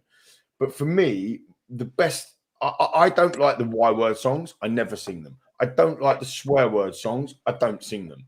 But singing and being loud doesn't mean to say you have to be aggressive or you have to swear or anything. Spurs song sheets are doing some amazing songs, like really good, fun songs that you can get behind a song. I'm sure there's other ones out there, Billy T, like people come up with some fantastic stuff, right? And I don't see the problem with enjoying yourselves, making it like a festival party atmosphere and getting behind the team when they need them. There was times in the game today, George, you hopefully you'll back me up on this. There was times in the game today in that stadium where you could feel, we need to raise the level. We need to sing something harder. We need to sing something louder, and we did. And we hadn't done that in the past. I genuinely believe, it sounds so stupid, so you can at me if you want. It's no problem. But I genuinely believe we played a part today in getting that 3 points. And the quicker we understand that, and we understand where we fit in as part of that, because it's all as one, the quicker we understand that, the quicker we'll be back to winning more games more frequently at home. You talk about it being a fortress. It's not just about, oh yeah, let's make it a fortress. It's about being in the fortress, being involved, being consumed by what we're doing. And I clapped the South Stand today. I don't know if anyone would notice that, but I clapped this, like, around me, like looking around and clapped, because I was so happy that everybody collectively went on all the big songs. It was a thoroughly enjoyable experience to do it. It's thoroughly enjoyable. Do you know what? I feel like... Sorry, George, just quickly. Yeah, it's a damn sight better than when you're sitting there on your backside moaning. That is a damn sight better when you're, he did this and he didn't do that. And that is not a lovely experience. I pay £1,250 a year to go and watch my football team in an environment that I want to be in and I want to like. And no one can deny that a party atmosphere is better than a moaning one, because no one wants to be around negative people. They all want to be around positive ones. Agreed. Yeah. I was just going to say, I feel like we're in these last couple of games, it genuinely feels like we've made it feel more like a home in the new stadium than it has done before. I don't know if it's like a certain thing of, because we moved into it, there was this whole thing where, you get your season ticket taken away from you if you don't stand, because they've got to follow, if you stand up in the South End or whatever, because they've got to follow certain rules and whatever it may be. It felt, I was really worried that the new stadium was going to become like every other large stadium that people move into, that it just becomes a bit quieter and no one's really singing. And it feels like you said, all these accounts and people doing a really good job at trying to finally bring back like that old White Hart Lane atmosphere and that feel-good factor around the place. And you can easily see that with in the North London derby, again, like you said, today, on a day where most other seasons, 12 o'clock on a Sunday, people would be dead silent, drinking their coffees, just trying to stay awake. And it made a massive difference. So it's another thing just to look forward to next year, where hopefully we can have that sort of homely atmosphere every single game. I must just say, guys, the reason why I'm laughing is I've not come to it yet, but I'm under increasing pressure to give a Ben Davies karaoke version of his song that's out there. Yes, so I'm gonna ask a favour, right? Before we come to the player performances, if you guys just go and check out the Ben Davies chart for the Spurs song sheets. Now, the problem is, I do want to play Spurs song sheets. I do want to play the actual song, but obviously, again, due to a copyright infringement, if I play that song, it will void the pod. So we're gonna have to go and do it a cappella. So what I'm asking the guys is between now and then is... We need Costa. And by the way, a quick shout out on this week as well. By the way, Lucy, myself, Steph, Anthony Costa, we were belting this out in the corner pin today. Right. So you know what's coming. Okay, fine. So when it comes across to the Ben Davies player performance, be ready. We're not there yet. Be ready. God, the crescendo, this is going to come up now, I tell you. My God, this is going to get clipped if we don't get top four. No pressure at all. We'll come along to that very, very shortly. God, under no pressure at all now. I've gone and said that. But in terms of substitutions towards the end of the game, we saw Spurs, Kulusevski actually been waiting ages to come on. He got finally replaced by Lucas Moura. And then Burnley brought on Weghorst and Lennon, who got an outstanding ovation from the fans, and rightly so. Listen, Aaron Lennon, again, still seen as a massive, massive Spurs legend. He scored some very, very big goals. And like I say, the pressure is building for the Ben Davies a cappella. It's coming, don't worry. What we will do is we will go for our final break of the show. For our listeners that are on audio, I must just say, guys, still we're an hour and 20 minutes into the show. There's still over 1,000, 1,100, 1,200 of you watching us live across all of our platforms. Guys, thank you so much for all of your incredible support for Last Word on Spurs. I must say again, it's these guys here on the screen that make it possible. We've had wonderful guests on throughout the course of the season that have been with us all times of the evening. Kudos to Ricky Norwood, who's been on for the 4 Chelsea games that I know he'll never let me forget it. So thank you so much. McQueen's been here all season. George has been here for Nuno. So between them all, they've all gone through the marathon. And I can't wait for a little bit of a break. Don't worry. We're still coming hard in the summer. But yeah, I'm not going to lie, guys. Nuno, I thought that finished me. But we are still here. We are still surviving. As Lee will be telling you and encouraging you, drop the likes, drop the subscription. Make sure you, as I keep following the McQueen instructor on this crazy train. Now, diving in before we do go into player performances, again, just a reminder, as Lee's been referencing throughout the show, that this show is sponsored by Beavertown Corner Pin. That's the Beavertown bang opposite the South Stand. Lee, I think, was down there this morning. He's been on a laser crush, but Lee doesn't need any alcohol, as you can tell. Lee's already miles away, right? I was there Thursday. The atmosphere in there was absolutely remarkable. They've been doing a great home and away feature, so make sure you check them out. Norwich to come. Listen, if Spurs are going into that Norwich game, right, and Spurs all they need to do is win to get a Champions League spot, can you imagine just how incredible that atmosphere would be in Beavertown if we're all there together? So they've been great company down there, great food, great people. They've had the gimme, gimme, gimme songs beforehand. And Lee, like I say, I know Lee loves a club mix of them. So go and check them out. They've been fantastic. Came from Juventus and he plays on the wing. Come on. Don't worry about it. He'll go a cappella. Don't worry about it. Hugo Lloris. I must say earlier, Rick said it as well. Hugo is actually booked for time waste, and you can't make this up. Bearing in mind how much time wasting Burnley had throughout. But can you actually make that up? Just quickly on that. He was in disbelief. Like he literally held the ball for about 10 seconds. He got booked. I was like poked in it for about 20 minutes. Honestly, I tell you, it's mad. It is absolutely insane. And I must say, Hugo, credit to him because. You know, I know lots make about things that he was ill and whatever, but, you know, contested after the game, Hugo had a fever, but there was no chance of Lloris missing this game. It was so important. They said they showed himself to be very professional, understanding the importance of the moment. Hugo is our captain, never wanted to miss the game. Ricks, for you, Hugo Lloris, has enough been made of just how good he's been this season? I know there's been moments where, again, he's had his faults, but overall, he has led us like a captain, hasn't he? No, he has, and it was epitomised in the Liverpool game and in the Gooner game. You know, you've seen him be commanding. He's come out to catch crosses. He's been the World Cup winner that he is. Old Hugo Lloris, and I just love it. I love the fact that he got a new contract. I love the fact that he loves us. I love how dedicated he's been to us. I love the fact that when we was at our height previously. And he had offers to go, that he stayed with us and he was loyal and he loves being captain of Tottenham. So if we can achieve something with Lloris having the armband on, that's a beautiful time. I mean, for all them boys there, but if we can win something with that, with Hugo and that armband on, that would be beautiful. Do you know what I mean? For the dedication, the time, the effort. If anyone's deserved the trophy, Ricks. If anyone deserves the trophy, right? You know, and yes, he can be criticised for this, that, and the other. But look, the amount of times that he saved us in games, we've all got a special Hugo memory, you know? Yeah, great. I just want to say one quick thing. The boys are talking about the atmosphere and stuff like that, and the support that's going on right now. I remember, I think it was back when we played Palace away. And I remember, I can't remember whether I was on here or I was on Chris's, but we were talking about the crowd at that point. And because there was so much disharmony and there was so much kind of, us as Tottenham fans, we felt there were so many false dawns happening and we didn't know whether we could trust the boys to turn up on a Saturday or not.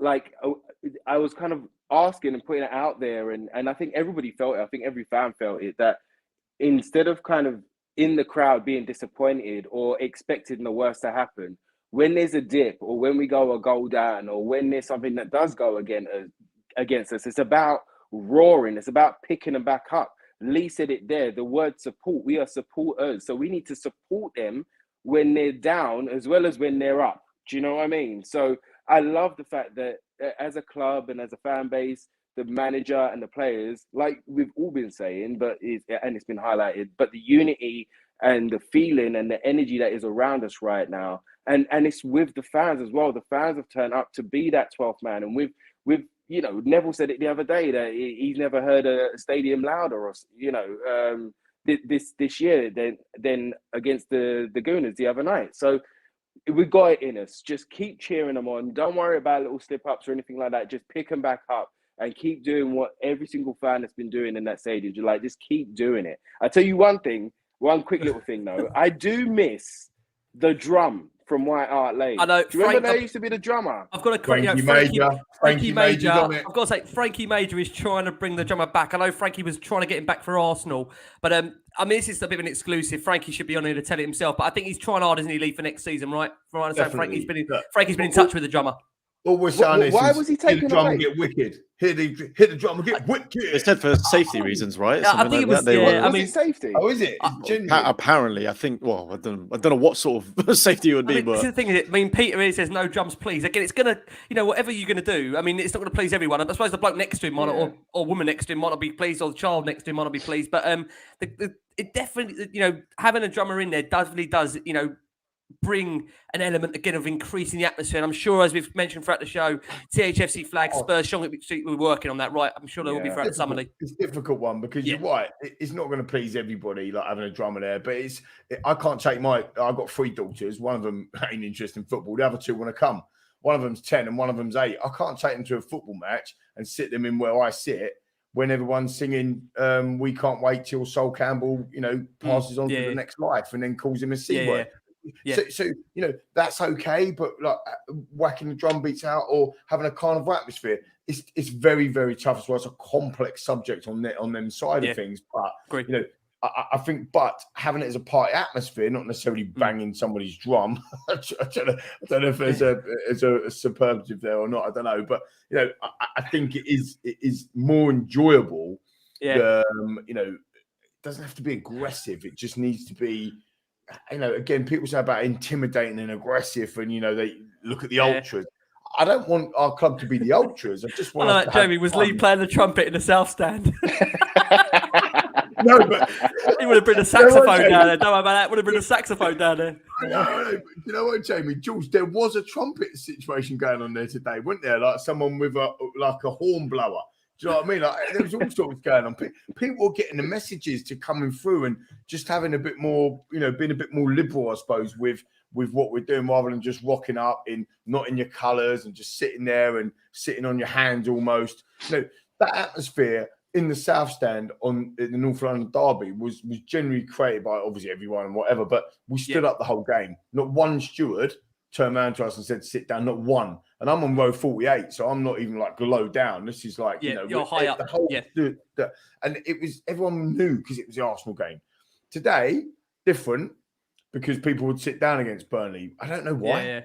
I don't know why not, whatever. But very interesting. That's a good one, Nicky. I like that one. Yeah, Nicky on the screen. I got the violin out on Thursday. Very true. George, just come over to you and talk about a player that maybe many would have given man of the match to, and that was Ryan Sessegnon. He had more touches inside the opposition box than any other player against Burnley, 11 of those. And, today really from the off, what I'd like about Sessegnon in the last few games, he really has made a real impact to get himself up the pitch now. There's no hesitancy in terms of getting across the halfway line. If you're seeing him now, there is a real desire and belief to get as far up the pitch as possible. He actually made a really important clearing header in front of his own goal in the early stages of the first half, and also teed up Son for a massive chance as well to actually put Spurs 2 up and another in the final 10 minutes. On another day, George, you could have had a couple of assists. So how impressed have you been with Sessegnon over the course of the last few weeks, and how his confidence now suddenly is growing? Yeah, I think he's definitely grown as a player, and I think as well that there seems to be a definite move in the training ground or something, because that's happened 3 times in the last few games with the whole Kane to Sessegnon and back across the Son. Obviously, we scored from one of them, but again, nearly had it today, nearly had it again against Arsenal, I think. I'm pretty sure there was one where did Son hit it over or something like that, but it was almost the exact same move. So clearly they seem to be working well together, and I used to love Sessegnon when he was at Fulham that season we signed him, just because... Yes, it may be in the Championship, but it was just the way he conducted himself. He was just so almost like carefree. He would constantly take players on in that left wing back position and get in behind defenders, get the ball across, score, assist. I think the issue he had at coming to Spurs was just it was almost like a small fish in a big pond in a way. I don't know if he maybe couldn't live up to the fact that there was a lot of pressure on it. He also got a couple of bad injuries, were sort of setting back a little bit. So probably is definitely a confidence player.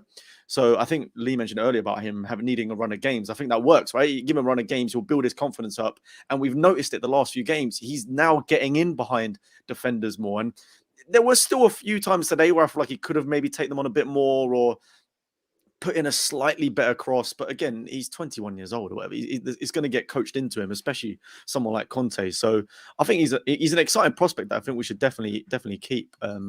Bearing in mind, it wasn't too long ago that we were probably thinking that we should sell him and bring someone else in. So, yeah, I think he's going well. Just fingers crossed he stays injury-free and, keeps getting the game time and a good full-on pre-season to really gel with the team fully.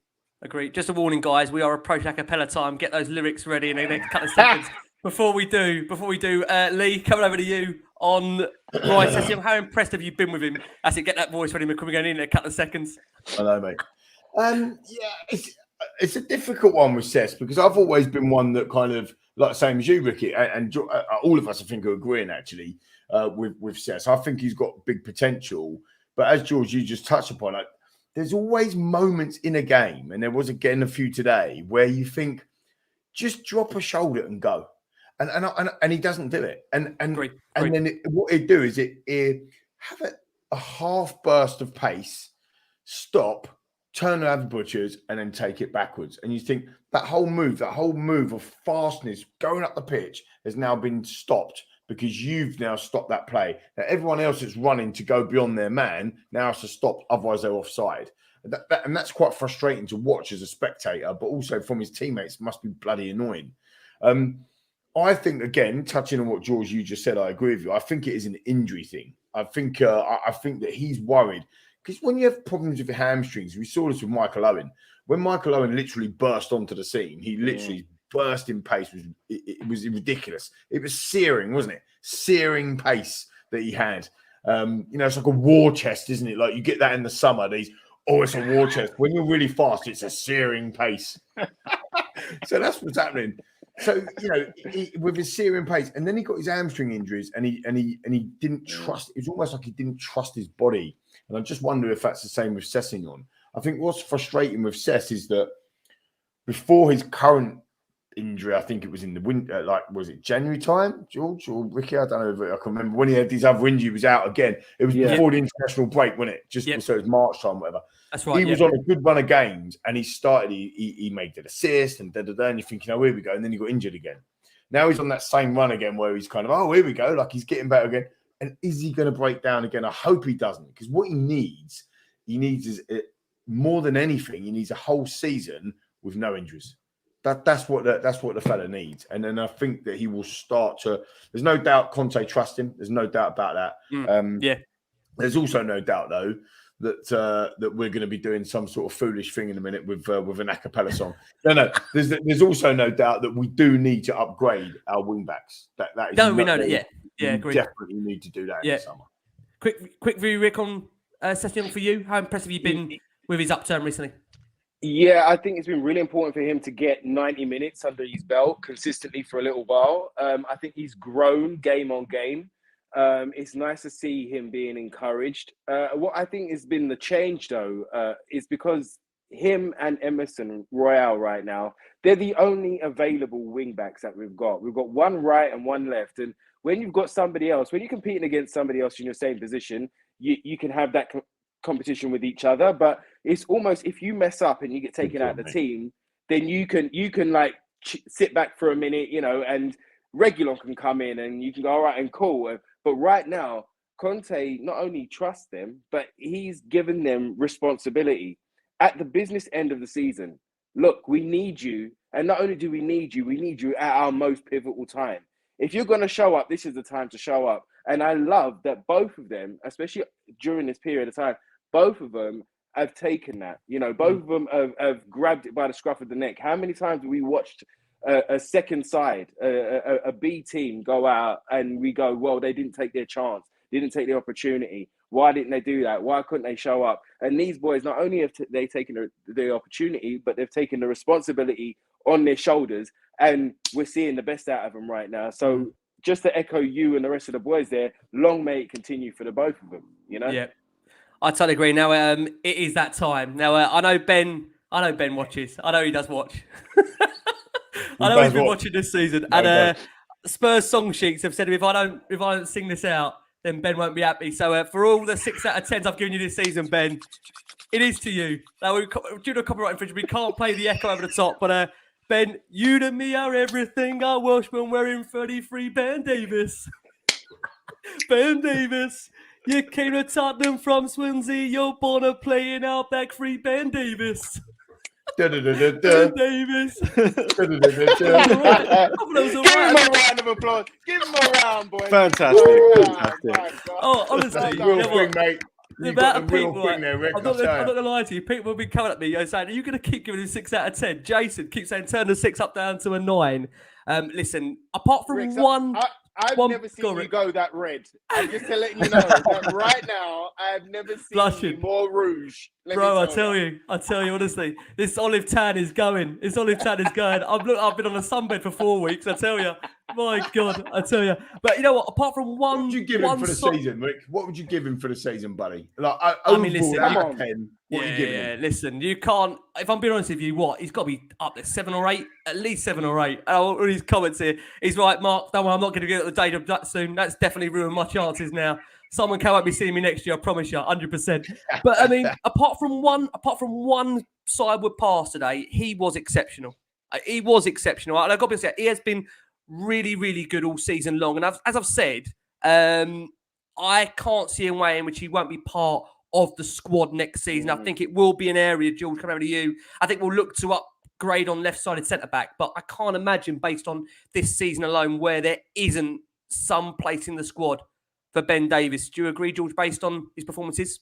Yeah, I agree. I think it's also, it seems to be no sort of secret that Conte wants to bring in another left-sided centre back. But I mean, Ben Davies is so versatile in this sort of formation that we're playing. Like, look, he's made that left centre back role his own this season. I think he'd be a great squad player to have. If we have to switch to a back four, maybe a bit more defensive back four, where you could play left back. It's like when we've subbed off Cess, he's covered a lot of times there. Playing in a back five if we have to defend the game at the end. Just a really, really solid performance. And I think normally, any normal season, I'd always tend to say that Davies is one of those players that will always give you like the 6 or 7 out of 10, like a really solid game, but just it never seemed to really feel like it was top class. And I think he's changed that this year massively. I think he's been solid throughout the whole season and easily give him at least 8 out of 10, 9 out of 10. He has been honestly brilliant. Lee, Ben Davies, how good has he been, Lee? We laugh and joke on this show, but honestly, really, how good has he been? Well, I know Ben watches the show, and he's right now saying that's a 4 out of 10, Rick, for your performance on that. First time judging me. He's probably been thinking that all season, to be honest with you, this performance from me. Brilliant laugh tonight, lads. For me, Ben Davies, I think he's been solid. You know, people will say, "Oh, we need to upgrade him." Like from where? Like since he's moved into left centre back, I don't think he's done anything wrong at all. Like literally nothing. And I remember doing some study on Danny Rose versus Ben Davies as a left back under Poch. And I think they played something like 180, 117, it might have been a bit less, 118, 117 games each. And during that period, Ben Davies had a better scoring assist or an assist of an assist record than what Danny Rose had. You know, when he came in for that long period, remember when Danny Rose was injured? And it was quite incredible because I actually think the Ben Davies situation is a perception, not a fact. I think you look at Ben and you go, oh, you know, gentle Ben, you know, But how he played against Liverpool the other day was absolutely mind-blowing. I mean, some of them blocks was ridiculous. You know, he is always in a position. He goes up, go and have a look, watch the game back today. How many times was he bolting down the left-hand side? He was doing an overlap on Sessegnon. This guy's a left centre-back. He shouldn't be nowhere near that aspect. The balance that we've got in our back three since he's come in has been absolutely superb. So I just think that I'm not saying that if there's an opportunity, and there has to be an opportunity, if there's an opportunity to go and sign, I don't know, I'll give you a name that you'll love or you will want, Bastoni or whatever. Oh yeah, because he's amazing, right? Whatever. Would he upgrade and be an upgrade on Ben Davies? Yeah, he would. He would, of course, he would. But actually, could we start as we have been? I've read out all them stats earlier: 52 points, 55 points, 55 goal score, 52 points. Ben Davies has been in that side the whole time. The whole time. He hasn't dropped out of that side once. And we are third when Conte joined. If the points started from then, we are third in the league. So unless there's a real opportunity to start a Bastoni or whatever, why would we need to upgrade a left centre back when actually we need other areas in the field on the pitch to be upgraded first? So look, I agree with that. I'll give Ben Davies an 8 out of 10 for this season because I think he's been superb. I think it's also just more of a competition thing as well. I think the only problem is if Ben Davies was to get an injury or something, we would be a little bit screwed because we don't have that natural left-footed, left-sided centre-back to play. So I think it's still important to get someone in. But yeah, he's been absolutely solid. Yeah, I must just say, bearing in mind the preparation that took for the Ben Davis a cappella, it's obviously we've got to speed through the rest of the player ratings because there was Yeah, some please, wonderful. yeah. Yeah, we got in terms of some of the players. So quickly, Rick, coming to you, Davinson Sanchez. Listen, back-to-back starts for the Colombian, who once again I thought really did prove to be another decent performance. And you got to remember saying Sanchez's last run in the team, I think, came into back-to-back defeats. It was in a real low period for Spurs, so to come in and have the impact that he's made. He was even actually high. He was actually involved quite high up the pitch as well when it led to the penalty incident. So, I mean, how impressive have you been with him, Rick? Because we're going to need him now for the last remaining game of the season, of course, up against Norwich. Yeah, absolutely. And you know what, on Sanchez, it's been a tough time for him. You know, Romero's come in, and none of us can deny how much of an upgrade Romero is on the side and on how we play.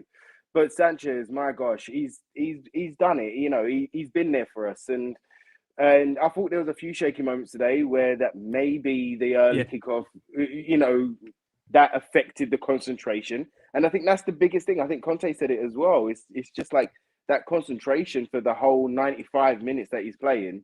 Sometimes it would slip off. But you know what? Under Conte, he's been pretty reliable. There was when he played on the opposite side, when he played left centre back, he looked a bit like Bambi on ice, and there was more mistakes being made there. Centre back when Dyer was out, it wasn't his best position, but he was better there. And then right centre back has been his favoured position. And you know what Conte's done? He's just simplified the game for him, kept it simple, and allowed him to grow into the game bit by bit. You know, keep it simple at the beginning, and then push forward a bit more. Then make a pass. Then do the extra bits. But look at Conte today. Conte was on his back today. He was screaming at him from the sidelines because he came out of position at one point. So then, I think we was 1-0 up at that point. I think it was around 60 minutes or something like that. But he was screaming at him like, keep your position, get back there. So it's not 100% trust. You know, Conte's still on his back, but we can't ask any more from Sanchez. He's been doing the business. 2 clean sheets against 2 tough opponents. Let's go for a third clean sheet against Norwich. Let's have it. Come on, Sanchez. Yeah, I agree. I know there's one moment there, of course, he did allow Cornet to get past him, and we've got to mention that. But apart from that, really, I mean, listen, he's been great the last couple of games. Constant time, let's fly back around to Georgia. Dyer, and Georgia again, a really another important, imperious display from Dyer. Now, again, I keep on saying it. McQueen said to me at the start of the season, he's going to be a player, and I said, no, Lee, he's got to go, and who's got egg on their face? Probably as usual for me, to be honest with you. He's actually come out and said that he wants Conte, of course, to stay at Tottenham to that relationship he's built with the player. He said the relationship between this group and the manager is something special, and I really want to continue to build on that. George, very quickly on Eric Dyer, how impressed have you been by his consistency in a Spurs shirt this season? Yeah, honestly, really, really pleased with him. And I think, again, like you, egg on the face, another player thought, is he going to be it? But then look, Conte's turned him in, like this content, a proper leader. I think the system really suits him well because normally in the back four, if he's obviously playing one of the centre back, he's getting drawn out a lot, having to chase defenders. Whereas in the 3, being central in the 3, he can sort of sit there, command the defence, really look at what's going on in front of him, and easily definitely should be in the England setup. If you're comparing all the English centre backs that have played this season, I think he's genuinely been the best one. Maguire's been nowhere near with it. John Stones has been in and out of injuries and in and out of the Man City team. I think he's been quality, so definitely deserves to be back in the setup there. And again, just another player I think should just stick with the squad next year, and we should definitely have in that team. I think he's fantastic. Okay, Faz on the screen, it says, who would be your top 4 signing positions? Faz, I'd love to give this more time. I'll very quickly do this. For me, I would say we've got to get an alternative striker to Harry Kane. I think obviously wing backs, there's 2 there that we need to upgrade upon. And I still think we need a creator in that midfield. Those are my 4. I can see a lot of nods around the screen. Agreed. If we had more time here, Faz, I promise you we'd debate it in a bit more detail, but I'm conscious of the time that we're nearly 2 hours into a show. I said a Ben Davis a cappella in it, so we must try and go as fast as Adama Traore and move things on. Joe Roden, just a shout out for Joe Roden today, and I think Ali picked up as well, girlfriend of the show, may have got noticed. He made a massive, big late header for Spurs to clear vital lines in the last few moments because Burnley actually were in the last few moments. It earned him a massive hug from Antonio Conte, who grappled him at full time. And again, Joe Rodon, another player, hasn't had much game time this season. I had a question in here from Junior Yamafa, who says, is it time that Rodon gets that start over Sanchez? If obviously, as we know, Romero's not available. I think, Junior, to answer your question, I think we've seen the order now. I think he seems to fancy Sanchez over Rodon. I don't think today's cameo from Joe will change that. So I'll be very surprised if we don't see, as we've said, Sanchez starting next week up at Norwich. Emerson Royale, let's come around to you. I know you were at the start of the season, gave a very, very big impromptu speech about, listen, he's 21, give him time. Well, listen, again today, started really, really well. Had a shot tipped over by Pope at one point. It looked like it was going for the back of the net. That was really a Brazilian strike, wasn't it, really? And defended well again on the day. Listen, I think, as we've seen, defensively he's really good. Going forward, there's a question mark, but definitely improved in the last few weeks, Emerson Royale. There's no doubt, and he should have scored. He should have got a goal, shouldn't he, against Arsenal? That it probably made him start to be a proper legend. He's becoming a bit of a cult hero with his compilations that are dropping. And look, again, brings smiles to your faces. Right? People need to be happy. People need to be smiling. The comp's coming. I mean, there was every time we did something good today, I'm saying to my boys around me, Crackers are sitting in front of me today as well. I'm going, that's going to be in the comp. That's been, we're like, that's it, that's going in the comp. And it just gets you liking the guy. You can find his personality a little bit more, and all these sorts of things. It is important. When you see kind of behaviour of the likes of Tunga Ndombele or Lo Celso, their behaviours that they don't fit the culture, the environment, the club, it doesn't fit them. That you can spend 65 million on these types of players, 45 million, it doesn't work. They don't fit. Whereas actually, you're looking at somebody like Emerson Royale, and he's got a bit about him. He's a bit of a joke. He's not. Do I want an upgrade, or do I want to get a new right wing back in the summer? Yes, right, absolutely. To go back to what Faz asked, but Emerson Royale, you can't deny it. He's a better defender than he's going forward.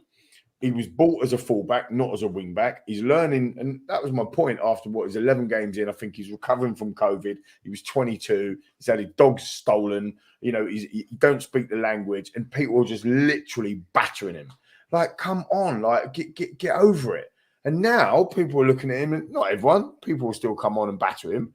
But now there's just a comment there that was going to share his vibe. There you go. Oh, there you go. Nice one, right? Nice one. Roy was crap. Can't cross. There you go. As you say, Lee. Yeah, exactly. So look, you can't win everybody. I think the point that we're making is that we're not saying that Emerson Royale is going to be our first choice right wing back next season, and it is. But right now, he's the only one we've got, as George and Ricky mentioned earlier. So and he's doing well. He's doing all right. Could he have a better final ball? Yeah, but let's be honest. Aaron Lennon got an amazing ovation earlier for 364 appearances, whatever, and he could have had a better final ball. Kyle Walker, let's be honest about it, he could have had a better final ball. And I'm pretty sure that if social media was around back in Jimmy Greaves' days, he could have had maybe he couldn't have had a better final ball. But just see the point I'm making, right? Sometimes you just got to chill out and go like, you know what? Fair play to the lad. He's gone through quite a lot, and he's getting through it. Yeah, no, I agree. Constant time. We're going to combine them together. Rick's coming over to you. Benson Cure today, working ever so hard, tidy on the ball really at all times. And, again, what I loved about him today was actually instructing where he wants the ball to his feet, on pointing around. And then, again, as we saw Højbjerg, I've got to say, Højbjerg, over the last few weeks for me, he's working so hard. He's a real grafter. I know Crackers calls him the dustman. I tell you what, he has worked his absolute nuts off, hasn't he? He really has, Højbjerg. And I know many people say that, he has had some iffy passes at times again today. But, there's one thing that can't be questioned about Højbjerg, and that's his effort. And those two together, that's a really good partnership. We know we still probably need a creator. I know many would like Eriksen to come back. Again, we've got Skippy to come back as well. We've got Pape Matar that's coming through the door. So suddenly, look at that central midfield area. We've got some options in there, Ricks, for next season before we even look to bring a creator into the squad. Yeah, and you know what, with Højbjerg, he's ever reliable and always the warrior within the side, even for his national side as well. You see him always stand up, and he's ever since we've signed him, you got to remember that he really did transform our midfield. There was many a time that a lot of us were speaking before Højbjerg got there. We were speaking about the massive hole in midfield, or how so many people they can run straight through our midfield. And then we bought him and we slogged him. because he was doing 2 and 3 men jobs when we first got him. So he's had an up and down. He's had the Euros as well. There's been a lot happening this year, but he's been ever present, ever reliable, always putting himself out there, even in the losses when he comes out and he speaks in the press conferences. The way he speaks, how he speaks, you can see that it means something to him. And you can see that having a manager like Conte, who football and the day-to-day and the little things mean everything to him too. You can see him responding. And now that he's got a partner in crime standing beside him in Bentancur that he can trust to cover him when he goes forward or to overlap so that when he goes back, Bentancur goes forward, he can trust him. He knows he can pass to him at any point. And he knows that Bentancur is going to be able to turn and play it forward or make something happen. And the both of them being able to break up play as well is that being able to trust each other is really, really key. Do you know what I mean? And you've seen them build their partnership. Football's all about partnerships, and they've built a partnership in that midfield. And again, responsibility has been put on them because Skippy's out, because we did get rid of Dele and Lo Celso and Ndombele. Do you know what I mean? So it's there's been pressure on him as well, on the both of them. But I just love the way that they've stepped up, bonded, and started to trust each other and get their game going. For us, we've looked a different side with them two there. Yeah, no, I completely do agree. Right, conscious of time. I know, guys, we all want to talk about that midfield. George, just come back round to you. We saw the players back on the pitch for the lap of honour. And as I said, if you think it's been a long season, I tell you what, I can tell you for last one on Spurs, this has felt like 2 or 3 seasons combined in one. We did start without a manager. We then appointed Nuno. We then partied with Nuno on a show that we thought we weren't going to have a manager, and we got Conte coming in. Then at the Burnley post-match show, I thought we didn't have a manager. We carried on. We saw Conte stay.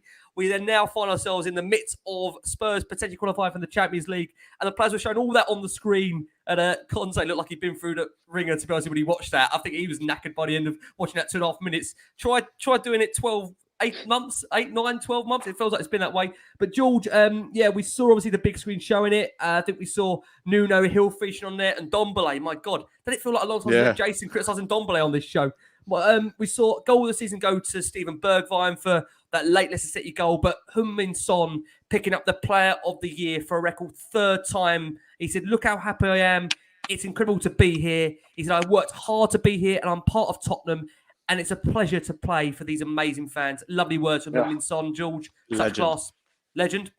Well, easily one of my favourite Spurs players to play since I've been watching Spurs. The guy is an absolute goal machine. I think since 2016 he's been the most clinical player in the whole of Europe. The guy is unbelievable. He's overperforming every single stat that's been put to him, which just goes to show that he is just a world-class finisher. I don't think there's any luck with him. He scores every single type of goal. Left foot, right foot. His pace is incredible. And I think I genuinely, I'm trying to, not be as biased or whatever, but I genuinely believe he should be the Premier League player of the season because, yes, Salah had an unbelievable first half, but since AFCON, 2 goals, one of them being a penalty, he's been far from it. KDB, again, has been great recently, but had a very, very iffy start to the season, being in and out of injuries and not getting as many goals. Whereas I think Son, yes, sometimes I think the only real criticism people can have of him is maybe he comes in patches. Some games he's there, some games he isn't. But realistically, he's been a goal scorer across the whole season in so many important games, being the one that scored the goals under Nuno while Kane wasn't playing.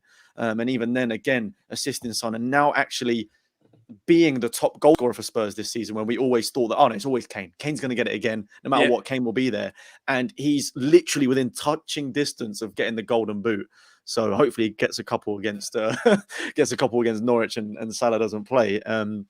For me, genuinely believe he should be the player of the season for the Premier League in general, and is just absolutely world class. Conscious time, Lee, Heung-min Son. I know, listen, you've never once on this, I must show you, in the entire season we've done last one, I suppose, on YouTube, and again, for new listeners, new subscribers that are finding us, I've not known Lee once to actually question Heung-min Son, even in the down periods this season, Lee. No, that's 3 times, Rick. You're giving me some credit here. There's Ben Davies, there's Eric Dyer, and now Heung-min Son. I mean, I must be doing something right. That's why you keep having me back as your co-host. What I would say, I don't need to steady on. We've got next week to get through yet, mate. Go in, because I know you're going to wrap up. It's fog on a time, all mine, all mine. Fog on a time, all mine. Come on. Fog on a time, all mine, all mine. Let's go, Toon. Let's go. But yeah, Son, perfect, mate. Love him. Yeah, he's absolutely superb. Ricks, Heung-min Son, again, I don't think you've criticised him much at all here, Ricks. You know, and to be fair, you've been on some real tough defeats. How impressive are you? How proud of you are you to see him get this award 3 times in a row? It's a big feat, actually, for Spurs to get it 3 times against Kane, Romero, Lloris, Dyer. No, you know what I mean? It's massive. He always turns up for us. Whenever we need somebody to turn up, Sonny's always the one. So even in these dips, I can afford him a dip because he does turn up 9 times out of 10. If there's somebody I'm going to put my money on or my house on, I'm going to put it on Son because he's the one that he's going to deliver. And for him to get the golden boot and potentially player of the season as well. I mean, how great would that be? Great. Wouldn't that be amazing? For all his effort, and the love that he puts into the game and the smiles, and for being the man that signed a new contract when we were Titanic FC, you know, on the down, and he signed a new contract and he was like, nah, I'm here to stay. And he stepped up many a time. For him to get it and not to step out of Kane's shadow because they are a partnership, but for him to be recognised and given the credit a bit more, if he could get that and wrap it up with a hat-trick against Norwich, oh my gosh, Sonny, oh my gosh, it would be so well deserved, deserved. Agree, totally agree. Very quickly, Lucas Moura today. Listen, I think he worked hard. I think, again, with Lucas, to be fair, I think he's a player that probably knows long-term future might be up at Spurs, but listen, he gave everything for the shirt. You've got to say that. I think, again, Kulu, it seems very clear that really, I think it's his place in the team, isn't it, really? And again, if it wasn't for maybe the illness, he probably would have started. Harry Kane, he had chances to score far more than he did, really. You'd probably say against Arsenal, but didn't really have that massive dramatic impact on the game, which I think what's made it so impressive today, the fact that we ground that win out and not everyone was playing at their absolute best. That's a credit to the team. And Heung-min Son, like I say, he got himself into really good positions overall, just couldn't find a way through, which really summed up today's game as a whole, because if we're being honest about it, you know, these are games where you don't have to play to your maximum, but you find a way to win. And exactly what Tottenham did. And that's what brings us on very nicely, guys, to, of course, just very quickly, Monday night, we are all Geordies. We are all Geordies. Conte said on the game, he said, I want to watch the game. I want to suffer. He's picked the right club. Let's hope we're not suffering too much tomorrow night. But I said, on behalf of us all, I can say very good luck to the players, staff and fans of Newcastle United. Kieran Trippier actually said, it's a massive occasion. The last home game of the season. The fans have been unbelievable since he's arrived. Arsenal are fighting to try and get the top 4, but I want to help Tottenham, obviously, and then Burnley staying up. So Kieran Trippier has got an incentive. Listen, to our wonderful audience, again, we had over 1,000 of you watching us live tonight. So thank you so much for all your love, all your incredible support. Again, massive shout out to the brilliant THFC flags, Spurs song sheets that I've delivered for you guys there. Little bit of Ben Davies rendition. I know you probably want me to do it again. I know this is when we're doing it again. Believe me. But listen, if you keep on playing like that, I'll sing whatever you want next week. Trust me. If we get top 4, I'll do whatever you want within reason, obviously. None of these ABBA numbers, for God's sake. Don't put this against me. We're on stony ground. But listen, the show isn't possible without our wonderful panel that have made the show what it is, and that's been fantastic. And part of this, I say, been the brilliant George Achillea, Spurs content creator, brilliant YouTuber, put so much time into his channel. George, thank you so much for coming back on, mate. I know it's been difficult. We've had Nuno, we've had Conte. Hopefully now we get top 4. Where can we find your great content, George? Yeah, man, listen, look, incredible podcast, incredible host as always. Always a pleasure being on here. So yeah, thanks for the invite. And yeah, it's literally just George Achillea on everything, YouTube, Instagram, whatnot. A lot of, match day vlogs, some opinions on football. And yeah, just if you want to come watch and enjoy and share the experience of going to games, then come along. Love it, mate. Bro, keep it real. You've been brilliant having part of it. Thank you. Thank you very much. Fantastic. To the wonderful Ricky Norwood, I must say, Rick's blessing between me and Chris. I don't know how many shows Rick's has done. He must be as knackered as us and can't wait for a break. I've never known Listen, Rick's, honestly, as a co-contributor of both teams, he has been absolutely superb. Bro, it's been an absolute pleasure, Rick's, having you on throughout the course of the season. Apologies for the 4 Chelsea games. It's all right, mate. Probably a lot more apologies to be in there. But Rick's, anything come up in the door you want to tell us about? Should we be holding on? Should we be keeping an eye on socials? What do you reckon? it's all auditions, bruv. It's all in the ether, in the air. But I will let you know. But I want to say thank you very much. This is my last word on Spurs for the end of the season. So I just want to say thank you. Like I said, win, lose or draw, I always love being on. It's so fantastic to be on with all of yous and all of the listeners and all the interactions and all of the jokes and even the toilet jokes and sat-nav jokes. And it's been a massive, crazy train of a season. And I've loved being part of it. And it's been beautiful that I've been in the first team in the business end of the season, right up into the wire. And for the last game, I'll be back on with Chris as well. So I'm flipping and flopping. But that's what it's about, man. You guys, everyone here, and Chris, our good friend Chris Cowling, you guys work so hard to create this content. I just love talking about my team. And I just love my team so much. And it's nice to share that, you know. Oh, man. Thank you for the downtimes as well. When it's been really frustrating to talk about it or I've been fuming, I've come on and I've let it all out and we've had a giggle about it. And then by the end of the show, I feel a lot better. So thank you for those times as well. It's been awesome. Thank you. Bro, man. I look pleasure's forward to the top 4, mate. Oh, man, don't we all? Honestly, you've been amazing, Rick. Thank you so much for all the times. I know there's been lots of laugh this season. And listen, what a way to go out on a pad like that. What a way of going out on the show. And it's not a Zoom background, just to confirm. He's been absolutely superb. From listeners and audio, you've got absolutely no idea what you're talking about. But one man who's been here through thick and thin, week upon week, season upon season, has been a wonderful Lee McQueen. Lee, mate, thank you so much for all the hours, all the commitment, all the time. I know, listen, we've been sharing a lot of love this season in Beavertown and across everywhere in Last Word on Spurs. It's just been an amazing season. And again, let's hope we end it, Lee, in the right way with Champions League football. Well, we've got one more to go, mate, and hopefully it will be the You've case. got one more to go. I've got a couple more to go, but you've got one more to go. Well, yeah. Well, me and you together. Oh, yeah. And then loads of content coming up in the close season, loads of stuff. I think Rick might even give me the reins, so I might just start driving the crazy train rather than conducting it. So hold on to your hats for that one. But yeah, look, really looking forward. Loads of stuff in the pipeline. Beavertown have been absolutely fantastic, brilliant sponsor of the pod. NordVPN as well. We've got a couple of other things going on in the club that we'll reveal over the next few weeks or so. Let's get this season done first and foremost. And look, like I said before, I'm proud again. I've got the Wanyama on again. I did wash it, by the way, but I've got the Wanyama shirt on again, as I call it Wanyama. I'm proud again to start wearing the apparel. I'm proud to be a Tottenham fan again. And we had some dark times, you know, after that Champions League defeat. Conte coming to the club, he's reinvigorated us. You can feel it, you can hear it, you can sense it.